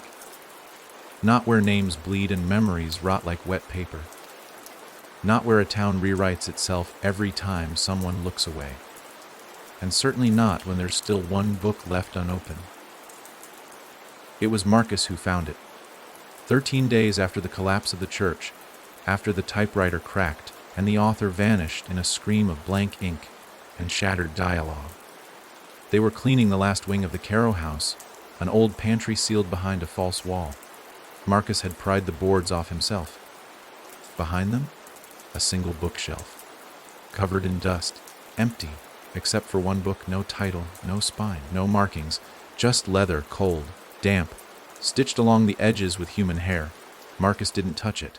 Not at first. He just stared. And the longer he stared, the more the room around him blurred. Like the book was all the reality that mattered. Elijah, he whispered, you need to see this. Elijah didn't want to go. He'd earned his peace, for once. His dreams were quiet. No screaming typewriters. No hourglass burns. No whispers in the mirror. But when he saw the book, he understood. This wasn't part of the author's library, he said. No, it's older. Marcus nodded. Elijah knelt beside it, and the moment his fingers brushed the cover, it opened. By itself. And what he saw made his breath catch. The first page contained a portrait of him, painted in blood. Except, it wasn't the man he saw in the mirror. This version of Elijah was smiling, wide, wrong, and below the portrait, in looping, stitched handwriting, this is the story of the story that thinks it ended. It did not. It never will. He turned the page. It wasn't printed. It was alive. Each sentence breathed. Each paragraph pulsed beneath his fingertips. They tore the last page, thinking it would be the final line. But the torn story became a seed, and the seed became the soil. And now, the story writes back. Elijah, Marcus said, backing up, this book, this isn't just telling a story. It's building one. I know. Then why does it have your face? Elijah turned another page. This one had Adeline's face. And a list of dates, all in the future. All deaths. Elijah's, Marcus's, Adeline's, and Hollow Creek's. This is a prophecy. Elijah whispered. Marcus shook his head. No, it's not predicting. It's writing. The final page was blank, until Elijah looked at it. Then the words appeared, letter by letter, like the page was watching him watch it. The boy thought he was free, but the hourglass was never a mark. It was a signature. The contract was never with Lana. It was with the story itself. Then, in darker ink, in a jagged hand, there is no cover. There is no end. There is only the middle, and you are still in it. The book snapped shut, and in its place, only dust, ash, gone. But Elijah felt it, inside him. A cold presence, not evil, not monstrous, just hungry. Hungry for story, hungry for structure. He looked at Marcus. "It's not over," he said. Marcus gave him a tired smile. "I figured. So what now?" Elijah looked out the window, at the sky, at the pages pretending to be clouds. "We find the next story. And stop it?" "No." Elijah shook his head. "We finish it, on our terms." That night, Hollow Creek felt almost human. No whispers, no bleeding walls. But deep below, in the soil beneath the burned roots of the orphanage, something shifted. Not a scream, not a word, a page turning, and the voice returned. Not Lana, not the author, but something older than both. Soft, delighted, like a librarian whispering to itself. Chapter 1. He thought the book was gone. Hay was wrong. Hay always is. You ever feel like someone's behind you when you're alone? Like the air's heavier than it should be. Like the shadows in the room know more about you than your reflection does. Elijah had lived with that feeling for weeks. Because once you read from the book with no cover, you don't close it. You carry it. You breathe it. You become a page in something that turns itself. The town had gone quiet again. But not peaceful quiet. Waiting quiet. Like a stage with the curtain drawn, lights dimmed, audience holding their breath.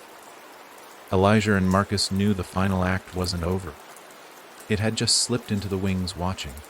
That's when Elijah began hearing footsteps in the library. Every night, the town library had been abandoned for decades. No electricity, no visitors, but the door was always open now. And inside, the smell of old ink, the kind that doesn't fade, the kind that doesn't stay on paper. "Elijah," Marcus said one morning, pacing the living room. "You keep going there every night, but you won't tell me what you see." Elijah looked up slowly. "I'm not seeing it," he said. "I'm remembering it." Marcus frowned. "Remembering what?" Elijah's voice dropped to a whisper. "Where they keep the chapters they don't want finished." That night, Elijah went back alone, flashlight, chalk, a shard of the shattered typewriter key tied around his neck. He stepped into the Hollow Creek Library at 2:13 a.m., and the smell hit him immediately: paper, mold, and something sweet. Too sweet. Like flowers laid on a casket.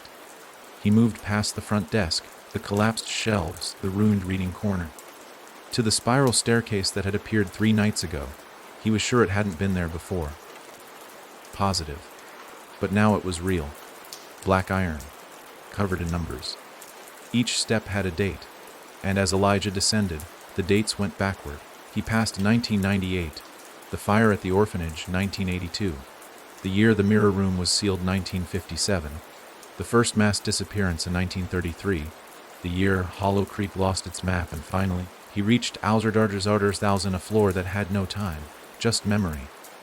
The room at the bottom wasn't made of stone or wood. It was made of bookshelves. Endless, stretching in all directions. And on each shelf, one book. All identical, black leather, no title. All pulsing, like hearts waiting to be opened. And at the center of the room, a desk. Not just any desk. A librarian's desk. Behind it sat a figure. Thin. Tall.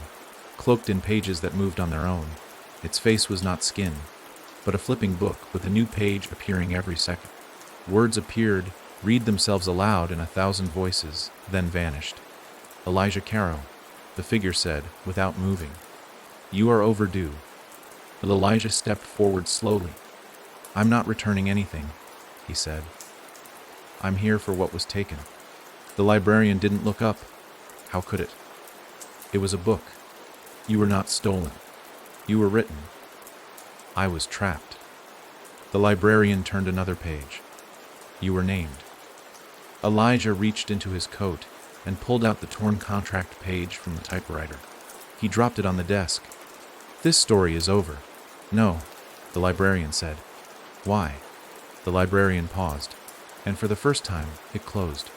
The page stopped flipping, and slowly, the cover of its face shut. Then it opened its hands. 2 books sat on its palms. One was blank. One had Elijah's face on the front. Both were locked. "You were not written once," the librarian said. "You were written twice. The first time, you were a vessel. The second time, you were a mirror." Elijah took the book with his face. It pulsed in his hand. He opened it, and what he read broke him, because inside weren't words, just memories. His, but rewritten. He saw himself pushing Adeline into the fire, Marcus never existing, Lana being born from him. The town chanting his name as a god. Not a victim. Every page showed another lie made real, and on the final page, Hay finally saw the truth. He wasn't saving Hollow Creek. He was Hollow Creek. He dropped the book. The librarian did not move. "You see now," it said. "You are not the reader. You are the ink." The room started shaking. The bookshelves shuddered. Some began whispering. Others began weeping. And the second book, the blank one, began to write itself. Elijah looked at it, saw his name, but this time not as a character. As an author, he stepped back. "No," the librarian nodded once. "Then the story ends with silence. Good, but not for you." The ground below him split. The shelves fell away, and Elijah plummeted into white space. Not black, white, empty, endless. And in that silence, a voice spoke, faint, childlike, one he hadn't heard in chapters. "You left me in the fire, Adeline. Not real, or maybe too real." Her voice echoed. "I didn't burn. I just got shelved." And Elijah realized the truth. Not every death in Hollow Creek was an ending. Some were just drafts, unfinished, waiting to be picked up again. The white space cracked. The story hadn't ended, because he hadn't chosen one. "Not yet," the librarian whispered, fading. "Close one book, or the library starts writing for you." Elijah opened his eyes. He was back in his room. No ink, no burning, just breath. But on his desk, 2 books. Still closed, still waiting. And outside his window, the town held its breath, waiting, watching. Because in Hollow Creek, a story never ends. It just waits for the page to turn. Sometimes, you don't know you've crossed a line until there's no turning back. Sometimes, the line doesn't look like a line. Sometimes it looks like a choice. And that's what Elijah had now. 2 books. One with his name. One without. Both pulsing like veins. Both waiting to be opened. Both waiting to finish him. He didn't touch them. Not yet. He spent the day walking Hollow Creek like it was a town he'd never seen before. People waved. Children laughed. The sky was blue. But it wasn't real, because even in sunlight he could see the grain, the faint texture of paper behind the clouds, the way shadows bent wrong at the corners of buildings. This wasn't a town anymore. It was a manuscript, and he was the last typo. Marcus met him at the gas station. It had rebuilt itself again. "Did you open either?" Marcus asked. Elijah shook his head. "I think if I open mine," he said, "I become what the librarian wanted. And the blank one, that's not mine. It's the town's." They stood in silence. Then Marcus said what Elijah already knew: "You can't stay here." That night, Elijah returned home. He didn't pack. He didn't write a note. He just stood between the 2 books. One with his name, one without. He took the blank one, tied it shut with twine, wrapped it in canvas, and buried it, not in a graveyard, in the roots of the woods behind the Caro house, where he and Adeline used to build traps, where Lana first whispered to him, where the earth still remembered. He spoke a single phrase as he sealed the soil: "Not this time." The moment the dirt covered the last corner of the book, something shifted. Not in the ground. In the air. A ripple, like a sigh held in for centuries. And then, the wind moved. Really moved. Not like turning pages, like weather. He walked back home, left the second book untouched, the one with his face. Instead, he took the contract page from the shattered typewriter, the one that had bled truth, and burned it in the sink. He didn't watch it burn. He didn't need to. At midnight, the power flickered. His reflection blinked without him. The mirror whispered, "You were supposed to choose." And Elijah whispered back, "I did." He left Hollow Creek at dawn. No bags, no destination, no script. Just a scarred palm with no hourglass, and a voice in his head that, for once, was quiet. But 30 miles outside of town, on an empty stretch of road, his phone buzzed. He hadn't used it in weeks. There was only one notification: document recovered. Chapter 1, untitled. Would you like to resume editing? And beneath it, a blinking cursor. Waiting. He didn't respond. He powered off the phone, dropped it in a creek, and kept walking. Behind him, Hollow Creek folded in on itself, quietly, gratefully, but not entirely, because buried in the woods, in a canvas wrap, tied with twine, a book with no title turned a page, and smiled. You can leave a town, you can abandon a house, you can bury a book, but you can't outrun something written with you instead of about you. Elijah Caro had left Hollow Creek behind. No hourglass on his palm, no whispers behind his ears, no more screaming walls or pages that blood, just open road and silence. But silence has a funny way of echoing back exactly what you're trying to forget. It started on day 3 of his wandering, a signpost at a fork in the road. Handwritten, nailed into a dead tree that hadn't grown there the day before. Next draft 2 miles, Elijah stood there for a long time, windless air hanging like breathless suspense. The words didn't look carved, they looked typed. He turned around, walked the other way, didn't look back. But a mile down the road, another sign waited. Same style, same strange, stitched handwriting. Your story is lagging. Turn page. And beneath it, scribbled in a child's writing, we're bored. That night, he found a motel with one working lamp. The clerk never looked up. Didn't speak. Didn't ask for ID. Just handed him a room key with the number 13 etched backward. Elijah didn't sleep, because on the wall above the bed, drawn in something thick and sticky, were 3 words: WESTL or E80. He left before dawn. Walked. Didn't drive.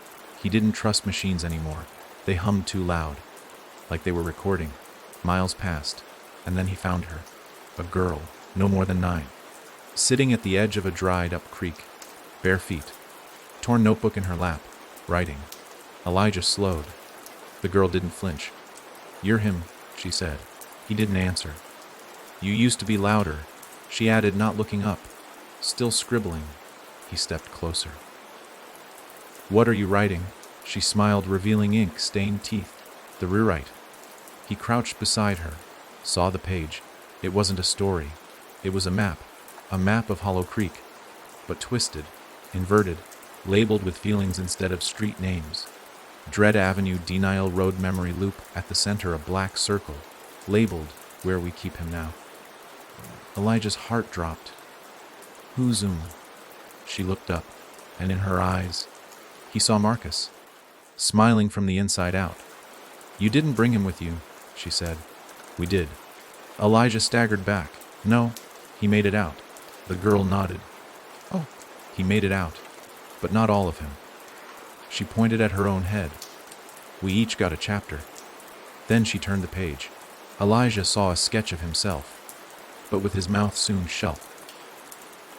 "You're not real," he said. She giggled. "That's what they said about Lana." Then she leaned in close, voice like a breath. "You're not reading a story anymore. You're living inside a reprint." And then she was gone. No footprints, no breeze, no goodbye, just her notebook, still open, still wet. And now, Elijah saw something written on the back cover: Volume 2 begins, where you finally stop running. He closed the book, but not before seeing one more line. Every reader eventually becomes a writer, and writers don't get to leave. Elijah stood alone on the empty road, heart pounding. He'd left Hollow Creek.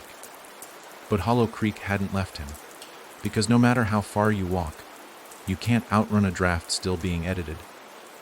That night, Elijah found another motel. No clerk, just a room key. Room 33 this time. Inside, a typewriter, waiting, with a note, typed, simple, "We fixed your ending. Want to see." He didn't touch it. He left the room, slammed the door. But behind the walls, he heard it clack, clack, clack, pages turning themselves, writing him back in. And in the woods 100 miles away, beneath roots, stone, and memory, the book with no cover shifted again, a smile in its spine, a heartbeat in its margins, and the words inked themselves in red. Chapter 16, The Man Who Wouldn't Read. A week after the motel room incident, Elijah woke up in the middle of a gas station parking lot. No memory of how he got there, no keys, no wallet, just a note pinned to his chest, typed. On old, thin paper that smelled like formaldehyde. "We got tired of waiting, so we're coming to you." The story, the lines of reality were blurring again. He saw it in reflections, faces behind his own. He heard it in the hum of light bulbs, sentences stitching themselves together in Morse. He felt it in his teeth, each molar clicking like a typewriter key. The book hadn't stayed buried. It had grown legs, and it was moving. Marcus was gone, not dead, not lost, just written out. One day they were talking on a cracked motel balcony. The next, Elijah woke up with only his own voice in his memories, like Marcus had never existed. Except, he still felt the gap, like a page torn from a book you never owned, but still miss. Elijah kept walking, not toward anything, just away, until he saw the first signs.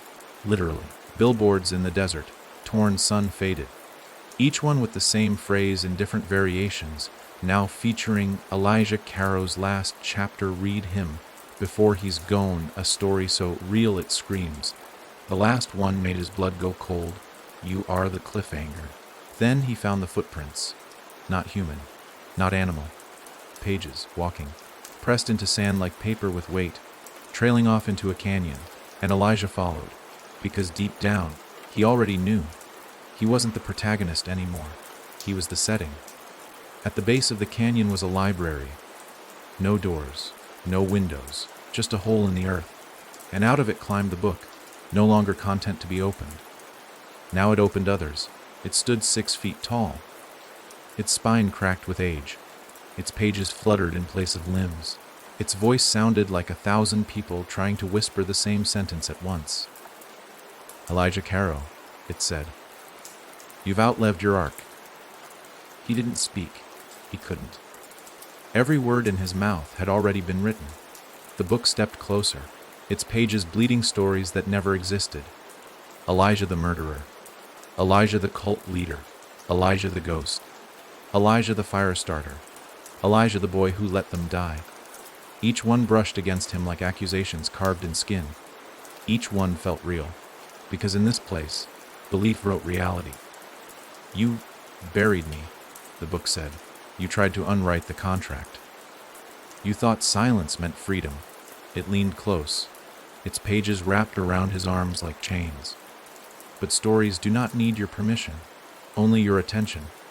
Then it offered him something. Not a deal. A pen, made of bone. Its nib still wet. One line had already been written on the fresh page hanging from its chest. Elijah Caro finally understood. It left the rest blank. Waiting. Elijah took the pen, held it, then jammed it into his own arm. Ink spilled out, not blood, ink. The story screamed, pages tore, and in that moment Elijah rewrote himself, one word whispered through pain. Unfinish. And just like that, the story glitched. Reality rippled. The canyon folded. The book dropped, shuddered, and scattered into thousands of loose pages, flying like locusts across the sky. Each one catching fire in midair, each one screaming. He collapsed. Woke up a day later, in a town that didn't know his name. No one recognized him. No signs, no mirrors whispering, no hourglass, no countdown. He was no one again, and for the first time in his life, that felt safe. But in the motel drawer, there was a Gideon Bible. He opened it out of habit, and between Psalms and Proverbs, a single page waited, yellowed. Typed. One sentence, in bold, we're drafting again. It's one thing to be written into a nightmare. It's another thing entirely to realize the nightmare's been waiting for your edits. Elijah Caro had burned the book. He had buried it. He had refused the pen. But stories like his, they're recursive. They loop, they glitch, and they bite back. Especially when the reader starts writing back. After the canyon and the walking book, Elijah had landed in a nameless town. No signs. No addresses. Just people who didn't ask questions. People who blinked too slowly. People whose conversations always ended with, "You'll remember soon." He didn't trust any of it. But the days were quiet. The nights were dull. And that terrified him more than screams. Because silence in a town like this meant the story was editing itself again. The first break in the calm came during dinner. A local diner. Rain tapped the windows like fingers. Elijah stared down at his soup and saw the letters floating in it, real ones, moving, rearranging, forming words. You stopped writing. He dropped the spoon. The letters scrambled, then settled again. Now we're writing you. He stumbled outside, heart racing, and across the street. Someone stood beneath the blinking motel sign. Someone wearing his face. Elijah, the double said. I've been doing the heavy lifting. What are you? The double grinned. The version of you that said yes, the draft that kept going. It stepped closer. I'm the one they gave a reader. Then it lifted its hand, holding a small paperback. The title burned into the cover, Elijah Caro, Volume 2. On the back, in red font. Now with a brand new ending. The air turned cold. The lights across town flickered in sync. Elijah clenched his fists. You're not real. The double laughed. Real doesn't matter anymore. You gave that up. It held out the book. Read it, or we write you into something worse. Elijah didn't take it. He ran, not away, to the library. The one building that hadn't changed since he arrived. Old, empty, familiar. And there, in the back, a typewriter. Waiting, his name already half-typed, he sat down. Not because he wanted to, because it expected him to. He stared at the blank page. Then typed 3 words, I bite back. The typewriter screamed. It recoiled as if burned. Smoke poured from its keys. The walls cracked. The books on the shelves tore themselves open, releasing pages filled with alternative versions of him. Elijah the coward. Elijah the cultist. Elijah the martyr. Elijah the villain. Elijah the child who never left the fire. They screamed as they burned. And in the smoke, the reader stepped through. Not the author. Not Lana. Not the librarian. The reader. The one who had followed his story. Page by page, looking for an end. It had no face. Only eyes. A dozen of them. Each one reading him in real time. You forgot something, it said. I'm the reason the story existed. You gave them a beginning. But I gave it meaning. Elijah stood. You want meaning? He opened the drawer beneath the typewriter. Pulled out the last burned piece of his original contract. The one where he had first agreed to be the story. He tore it again. Then turned the page in the machine and typed. The reader dies on the last page.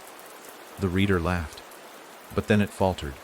Because the moment the words hit the page, they became truth. Its eyes blinked, not together, but individually, then collapsed inward. Its spine cracked. It reached out, but Elijah ripped the page from the typewriter and shoved it into the reader's chest. It howled, shredded into paper, torn in half like a bad plot twist. And then, silence. Real silence, no wind, no humming, just peace. Elijah sat on the floor, exhausted, and in the ashes of the reader, something small remained, a bookmark. Black, plain. With only one word author, he picked it up, and for the first time, he didn't feel like a character. He felt like the one holding the pen. But far away, beneath the roots of Hollow Creek, one final copy of the red hourglass sat unread, its pages blank, its cover sealed. but its spine itching. Because even a dead story knows it only takes one reader to start it again. The bookmark sat heavy in Elijah's pocket. It wasn't metal. It wasn't stone. It was paper. But it felt heavier than any blade he'd ever carried. Because it wasn't just a bookmark. It was an invitation. He tried to leave the nameless town the next morning. He walked until his feet blistered. Hitched rides with people who didn't speak. Followed roads that should have taken him anywhere else. But every route circled back to one spot, a wooden bench outside a closed bookstore. And every time he returned, the bench had another book sitting on it. Same cover. No title. Just red thread holding it shut. The first day, he ignored it. The second, he burned it. The third, he buried it. The fourth, it was open when he arrived. Inside was a single sentence. You wrote an ending. We planted a beginning.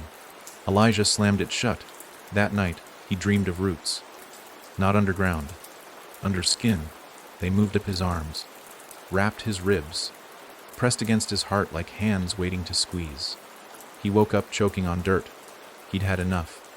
The next day, he returned to the bookstore. Still closed. Still boarded shut.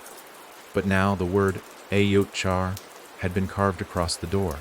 He pressed the bookmark against it. The wood shivered, then melted inward, revealing a hallway made entirely of pages. He stepped inside. Every footfall left a sentence beneath his heel. He dared walk the unwritten path. He brought nothing but choice. He was no longer being read. At the end of the hallway stood a woman. Not Lana, not the librarian, not the reader. Something new, or maybe original. She wore a gown stitched from covers of unfinished books. Her eyes were blank, but her voice sounded like every ending he'd ever escaped. Elijah Caro, she said. You survived deletion. He didn't answer. You refused your arc. You killed your author. You denied your reader. Still, he said nothing. You've been marked, she said, by the one thing no story can survive. What? Elijah finally asked. She smiled. Beretum. She waved a hand, and the room shifted. Suddenly, Elijah stood in a library with a million doors, each one labeled with a different version of himself. Elijah the killer. Elijah the prophet. Elijah the God. Elijah the forgiver. Elijah the villain. Elijah the reboot. These are the sequels, she said. You are the franchise. Then burn them. He snapped. They burn themselves, she replied. One by one, but not before someone opens them. She walked to a pedestal in the center of the room. Upon it, a new book, still warm, still bleeding, still writing itself. Elijah's hand trembled. What is this? She looked at him. The Red Glass Volume 0. He backed away. No prequels. She laughed. Not a prequel. A loop. You didn't break the cycle, Elijah. You started it. He turned to run. But the doors were gone. And behind him, the book opened on its own. A wind blew from its pages, and the words formed a mirror. He saw himself, younger, before Lina, before fire, before forgetting. And the mirror spoke. Are you ready to find out why you were chosen? Then everything went white. He woke in the orphanage. 12 years old. No hourglass. No scars. Just his reflection in the glass of the old mirror room. Only this time, he was watching himself from inside the mirror. A voice whispered, You wanted to be the author. So now you'll learn how the first Elijah was written. From the beginning. And somewhere far above, outside the pages, outside time, the sealed copy of Volume 0 glowed. Its title faded, its subtitle sharpened, the draft that started the fire, before the doors locked. Before Lana whispered his name in the dark, Elijah Caro was just a boy. And like most boys, he thought the world made sense. Until the night he stepped into a room that didn't exist, and met the first draft of himself. The orphanage was colder than usual, not in temperature, in presence. Children moved like sleepwalkers. No noise, no games, no fights, only watching. As if they knew what was coming. It started with the mirror room. It had been boarded shut for decades, supposedly after one of the kids. Jamie, maybe, smashed a pane and swore he'd seen himself blink out of sync. Elijah had never been inside, until now. The door opened for him. No creak, no resistance, just an invitation. And the mirror, it wasn't cracked anymore. It was perfect. He stepped forward and saw himself. 12 years old, thin, tired, but the reflection didn't move with him. It watched. Then it smiled and whispered, "There you are." The spark. The mirror rippled, and the reflection stepped out, not glass, not illusion, flesh, breathing, wearing the same clothes, same hair, same scars, but older eyes. Eyes that remembered things Elijah hadn't done yet. "You know me," the reflection said. Elijah backed away. "You're me." "No," it replied. "You're me. Draft 0. The one they kept in the dark. I don't understand." "You will," the reflection said, "because you're going to write the fire." Suddenly, Elijah's hands burned. He looked down. Ink poured from his palms like blood. Not black. Red. The shape it made on the floor. An hourglass. The first. The original. And behind the reflection, the mirror room shifted. The walls melted into pages. Each page bore names. Each name screamed. Jamie. Adlin. Marcus. Elijah. Elijah. Again and again. Like the story couldn't decide which version to keep. The reflection stepped closer. "Here's the truth," it said. "Lana didn't start the story. You did. Knew. You found the mirror. You made the name. She just answered." The reflection raised its hand, and the fire began. Not with a spark, with a sentence. "Let there be fear." The walls caught first, then the children, then the sky. But Elijah didn't scream. He listened, because the fire had a voice, and it wasn't Lena's, it was his. "You're not here to stop the fire," the reflection said. "You're here to remember why you lit it." And then it split, tearing in half, pouring out shadows shaped like letters. Words that bit, memories that bled. He saw it all: a basement filled with books that couldn't be opened. A girl begging to be forgotten. A deal written in laughter and sealed in silence. A librarian asking, "How badly do you want to be remembered?" A boy saying yes before he understood the cost. Elijah fell to his knees. The fire surrounded him, and at the center of the room, a new typewriter rose from the flames. But this one wasn't for writing. It was for reading. Each key was a moment. Each press brought back a chapter he had buried. He reached out, touched the M. Marcus's last breath echoed in his ears. He touched the A, Adlin screaming from inside the tree. He touched L, and the world said Lana like a prayer and a curse all at once. Finally, he touched E, and the typewriter spoke. "Welcome, Elijah. This is the version of you they never let finish. Are you ready to remember what you started?" The mirror cracked, and inside it, a figure stirred, older than Lana, older than the fire. The one who watched the first word form, the one who gave the name its power, the one the story had hidden, because even horror needs a god. The reflection turned to Elijah, half melted, smiling through ink and flame. It wasn't Hollow Creek. It whispered. It wasn't the book. It wasn't Lana. It was you. And Elijah, burning alive in memory, finally understood. The fire hadn't started in a building. It had started in a decision. One made in ink. One made with curiosity.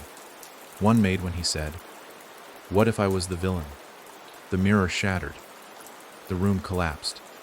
And the draft that started the fire breathed for the first time. The fire didn't hurt. Not the way Elijah thought it would. It remembered him.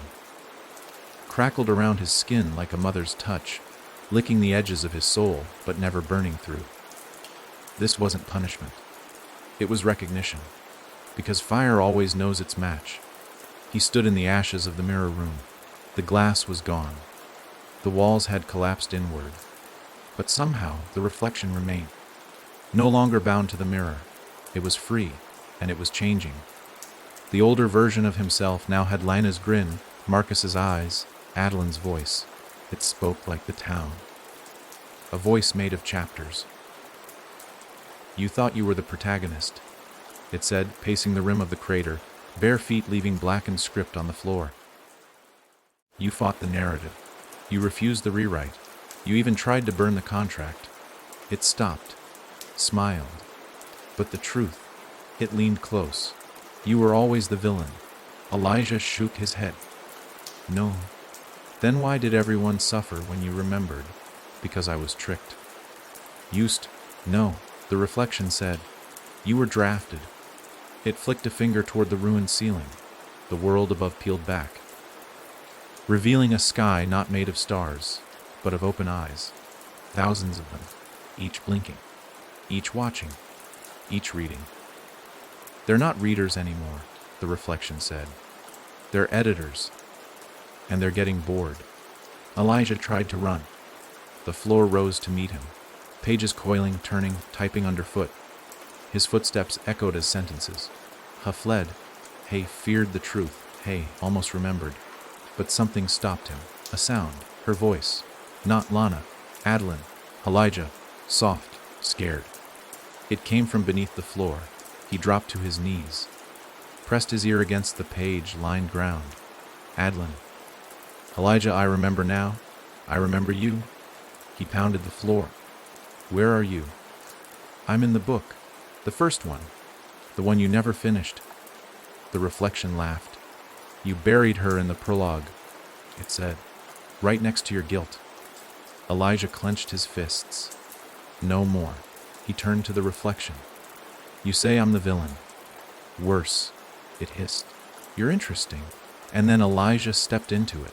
The reflection, the flame, the lie, the draft. He let it surround him, invade him, split him, and when he opened his eyes, he was both. He stood in a black room, endless, empty, a single chair, and sitting in it, a child. Adeline, holding the first book, the real one. The one he'd started when he was 7. Drawings, stick figures. A story about a brave boy and his sister who saved a town from a monster in a mirror. She looked up, tears in her eyes. You left me on page 12. He knelt beside her. I didn't know how to end it. You didn't want to, she said. You were afraid of what happened after we won. He nodded, took the book from her, and finally, for the first time in years, he turned to page 13. It was blank, waiting. And at the bottom, finish the story, or it finishes you. He looked at her, then tore the page out, ripped it in half, and threw it into the void. No, he said. I'm not finishing it. I'm rewriting it.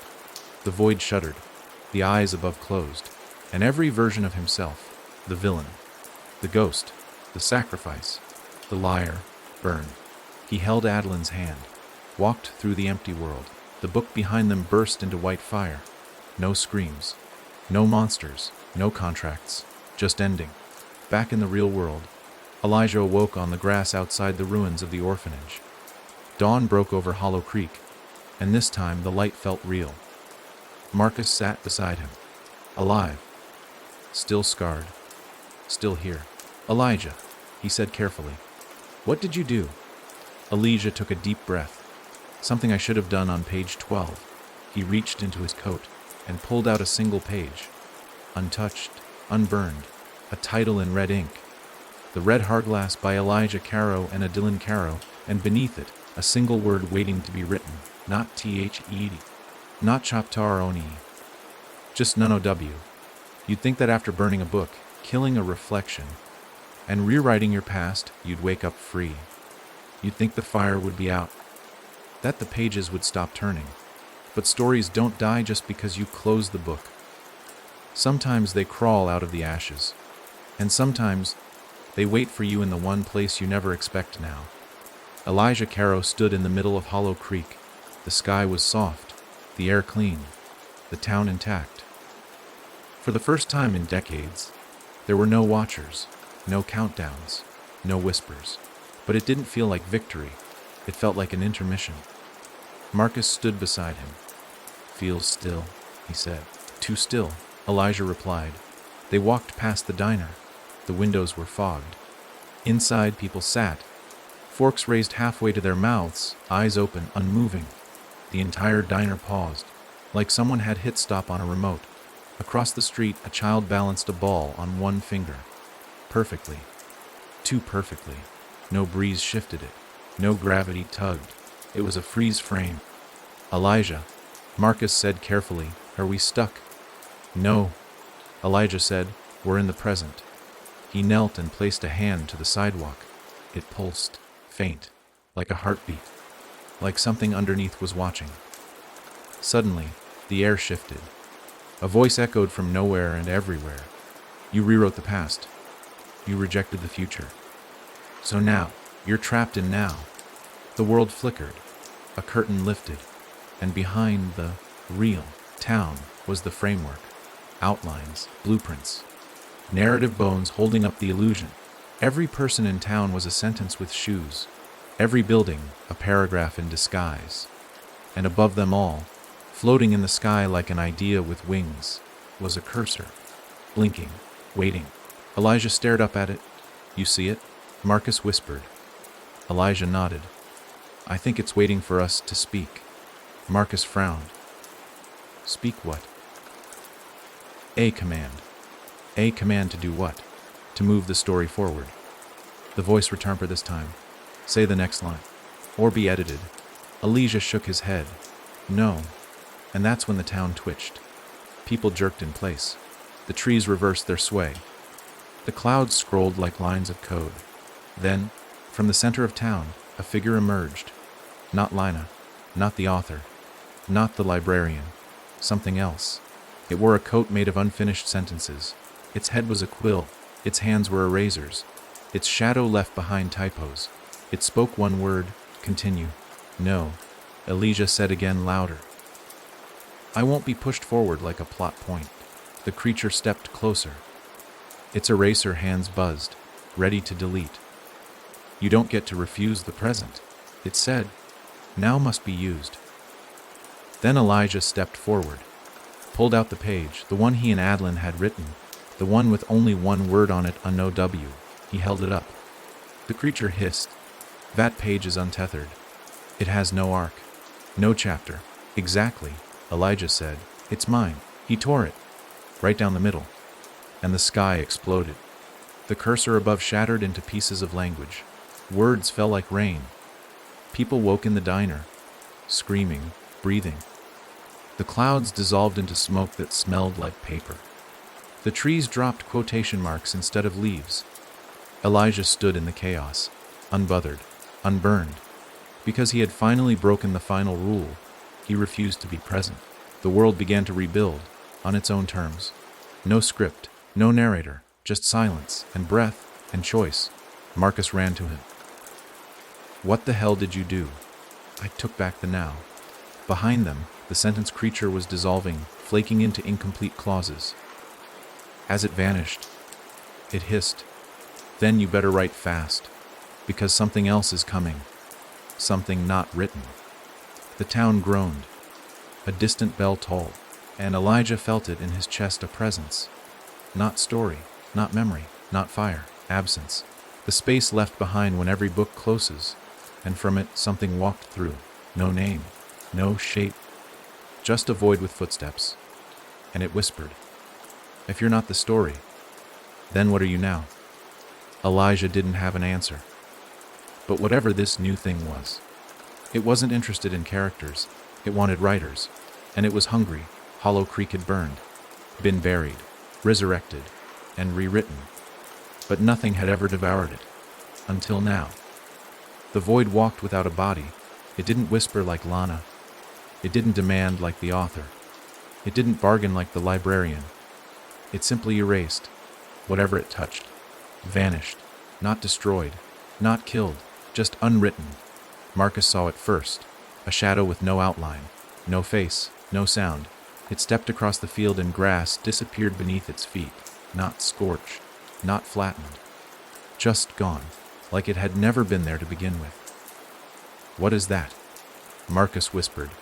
Elijah didn't answer right away, because deep inside, he already knew. He'd always known. It's the part of the story, Elijah said slowly, That never got told. Marcus frowned. You mean a deleted scene? No. Worse. Elijah turned to him. It's the blank. It was what lived before the first word, the nothing between drafts, the silence before a thought forms, the pause a writer takes, pen hovering, deciding what doesn't make it in, and now, it had decided to walk. The blank wasn't attacking. It didn't chase. It didn't scream. It just moved, and as it passed, pages curled inward. Walls forgot their shape. Roads stopped mid-sentence, and then people began to fade. One blink, here. Next blink, never existed. Elijah grabbed Marcus by the wrist. We have to run. Marcus didn't move. Where do you go? He said. Voice cracking. When the enemy is silence itself.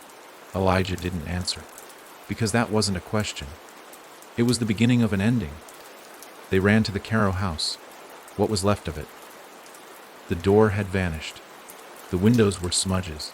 The walls forgot their color. Inside they found the page. The one Elijah had torn weeks ago. It had started healing. The word "unow" had reformed. But beneath it, new ink bled upward. Oh no, Oshar. Elijah stared at it, and something clicked. What if the blank isn't killing us? He said. What if it's waiting for us to finish a sentence? Marcus shook his head. What? Elijah grabbed a pen. No story survives forever, not even mine. He pressed the pen to the page. The ink shook. The room dimmed. The blank paused outside, like it could feel the page breathing. Then Elijah wrote, and then the story ended not with a word, but with a door. A door appeared, not drawn. Real, heavy, old, and glowing red. Let's go, Elijah said. Marcus hesitated. What's behind it? Elijah shrugged. That's the point. Something unwritten. They stepped through, and the door shut behind them.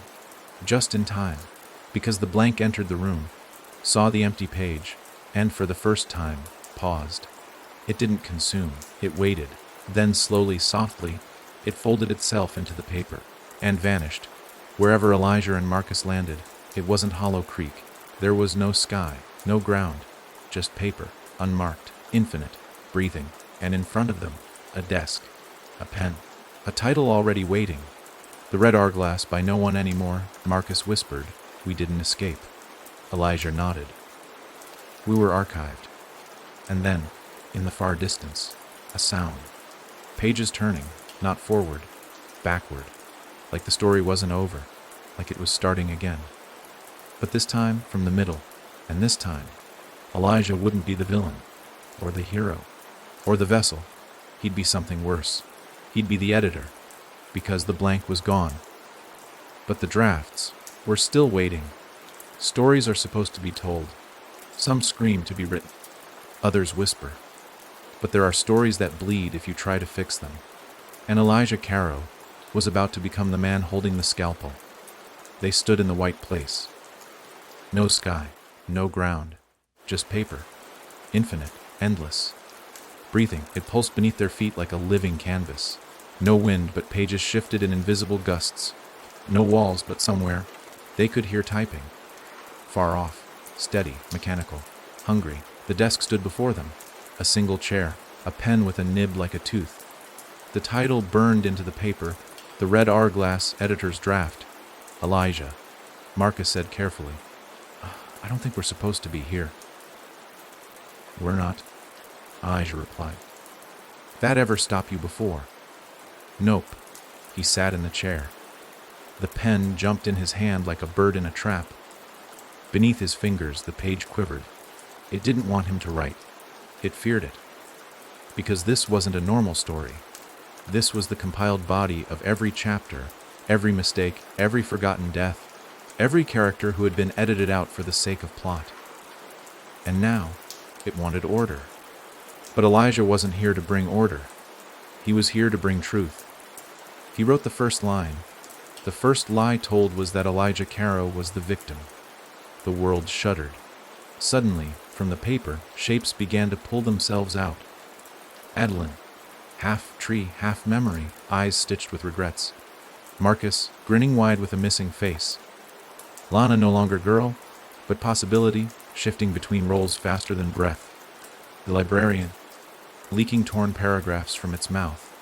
The reader bound in mirrors, and in the center, a tall figure made of red thread and silence. The original outline. You shouldn't have touched the pen, it hissed.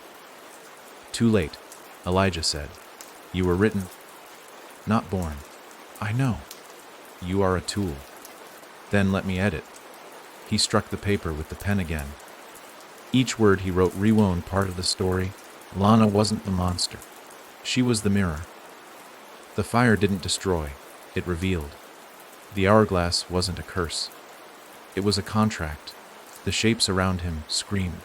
Each sentence peeled back the lie. Each paragraph freed a version of himself. And behind it all, the white space cracked. From the crack came a black tongue. A hand. A mouth with no page. The unwritten was coming. Not a character. Not a villain. Not even a story. The absence of one. It whispered. If you edit enough, there's nothing left. Marcus shouted. Elijah. Stop! You're erasing everything. Elijah gritted his teeth. No, I'm editing the truth. He wrote one final line. Let the story remember itself. The paper detonated. Ink shot skyward. Figures tore. Voices screamed. And the white place collapsed inward like a book closing on its own breath. When Elijah opened his eyes, he stood in a room that had never existed before. A new chapter. Wood floors. Curtains dancing in real wind. A fireplace. And books. Books he didn't write. Books he didn't recognize. All blank. But waiting. Adeline sat in the corner. Whole. Human. Smiling. You did it, she said softly. Elijah blinked. Did what? She nodded toward the only mirror in the room. He walked to it and saw his own reflection. Not twisted. Not haunted. Just him. Scarred. Real. Whole. And in his palm. No hourglass. Just a scar shaped like a comma. A pause. Not an end. Behind him, Marcus laughed. Not bitter. Not scared. Free. For the first time, the fire was gone. The story was quiet. The red hourglass was closed. And now? Now it was Elijah's turn to write from scratch. No contract, no curse, just pages, waiting. But in a place far from light, deep in the cracks between fiction and forgetting, a small voice stirred. One that sounded like you. What happens if I open the book just one more time? And somewhere in Elijah's new world, a blank page twitched. Peace is loud when you've lived in chaos.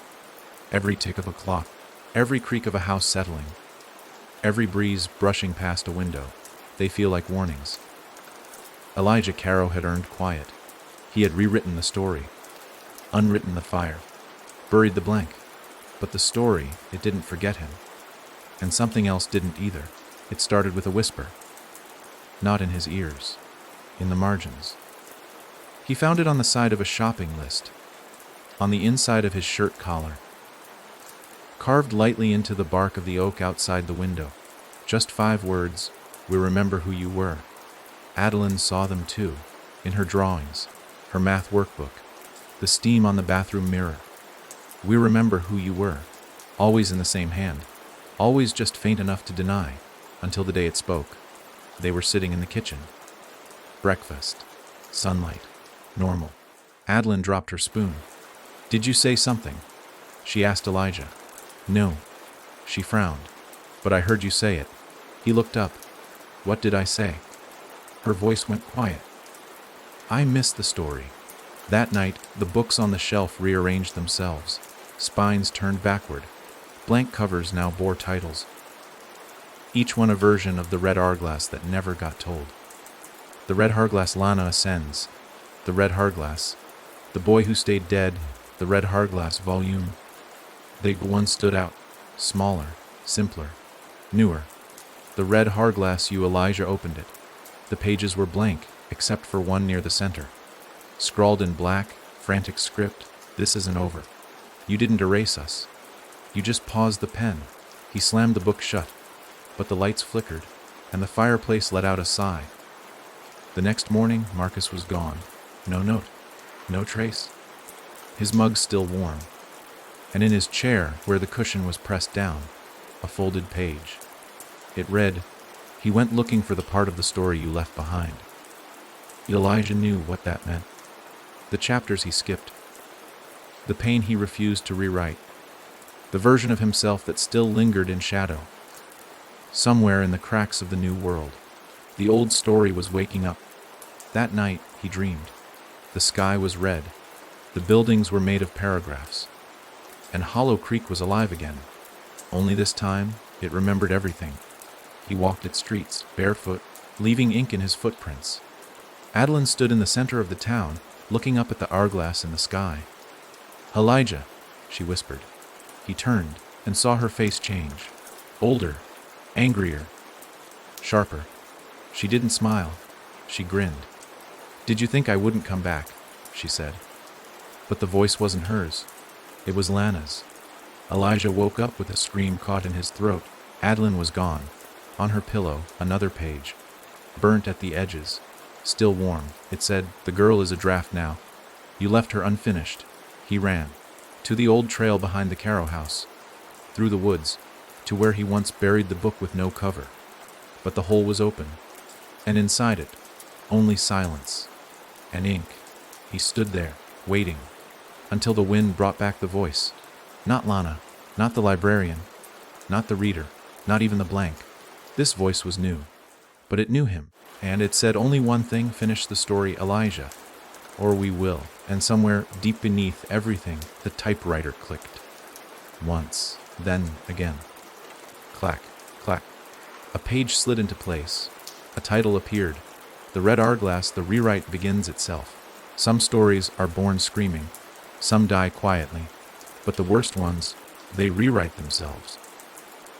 Elijah stood at the edge of the hole where he once buried the book with no cover. It was open again, empty. Except for the wind whispering in the voice of everyone he'd ever failed. Marcus, Adeline, Lana, and himself. The versions, the drafts, the forgotten paragraphs. All circling, all chanting, "Finish the story, or we will." He didn't run this time, he stepped in. The descent wasn't steep, it was slow. Like walking through memory instead of earth. Walls made of scenes. Moments he didn't remember writing. Lines he didn't know he'd spoken. Each footfall echoed like a keystroke. And at the bottom, a chair, a desk, a page. On it was a single line: "This is where it ends." He sat down. And for the first time, he didn't feel afraid. He felt ready. Elijah picked up the pen, but didn't write. Instead, he turned the page, saw every chapter behind him, all 25. He smiled, because now he understood. He'd never been fighting the story. He'd been fighting the ending. And endings, they aren't enemies. They're choices. He placed the final page on the desk, titled it "The Red Hourglass," the last line, and wrote, "The fire never burned him. The mirror never broke him. The blank never erased him." Because Elijah Caro learned the secret. He was never a character. He was never cursed. He was never written. He was the pen. The page pulsed. The walls of the hole faded. The ink stopped bleeding. The voices went quiet. The typewriter, once loud enough to shape a world, fell still. Above Hollow Creek exhaled. The hourglass cracked in the sky. The red sand poured out like light, and for the first time since it was named, the town forgot its story. On purpose, Adeline returned. So did Marcus. Not from death, but from pies. Whole, free. The final draft was filed away, somewhere deep, unreachable. Because Elijah had done something no other version had. He didn't close the book. He put the pen down and walked away. Somewhere far away, on a shelf no one can find, a single book sits. Unopened, unmarked, untitled, but inside on the first page, in his handwriting, "If you're reading this, stop. You don't need to know what happens next. You need to write something new." And beneath it, one final sentence, the end. No sequel. No rewrite. No draft. No curse. Just peace.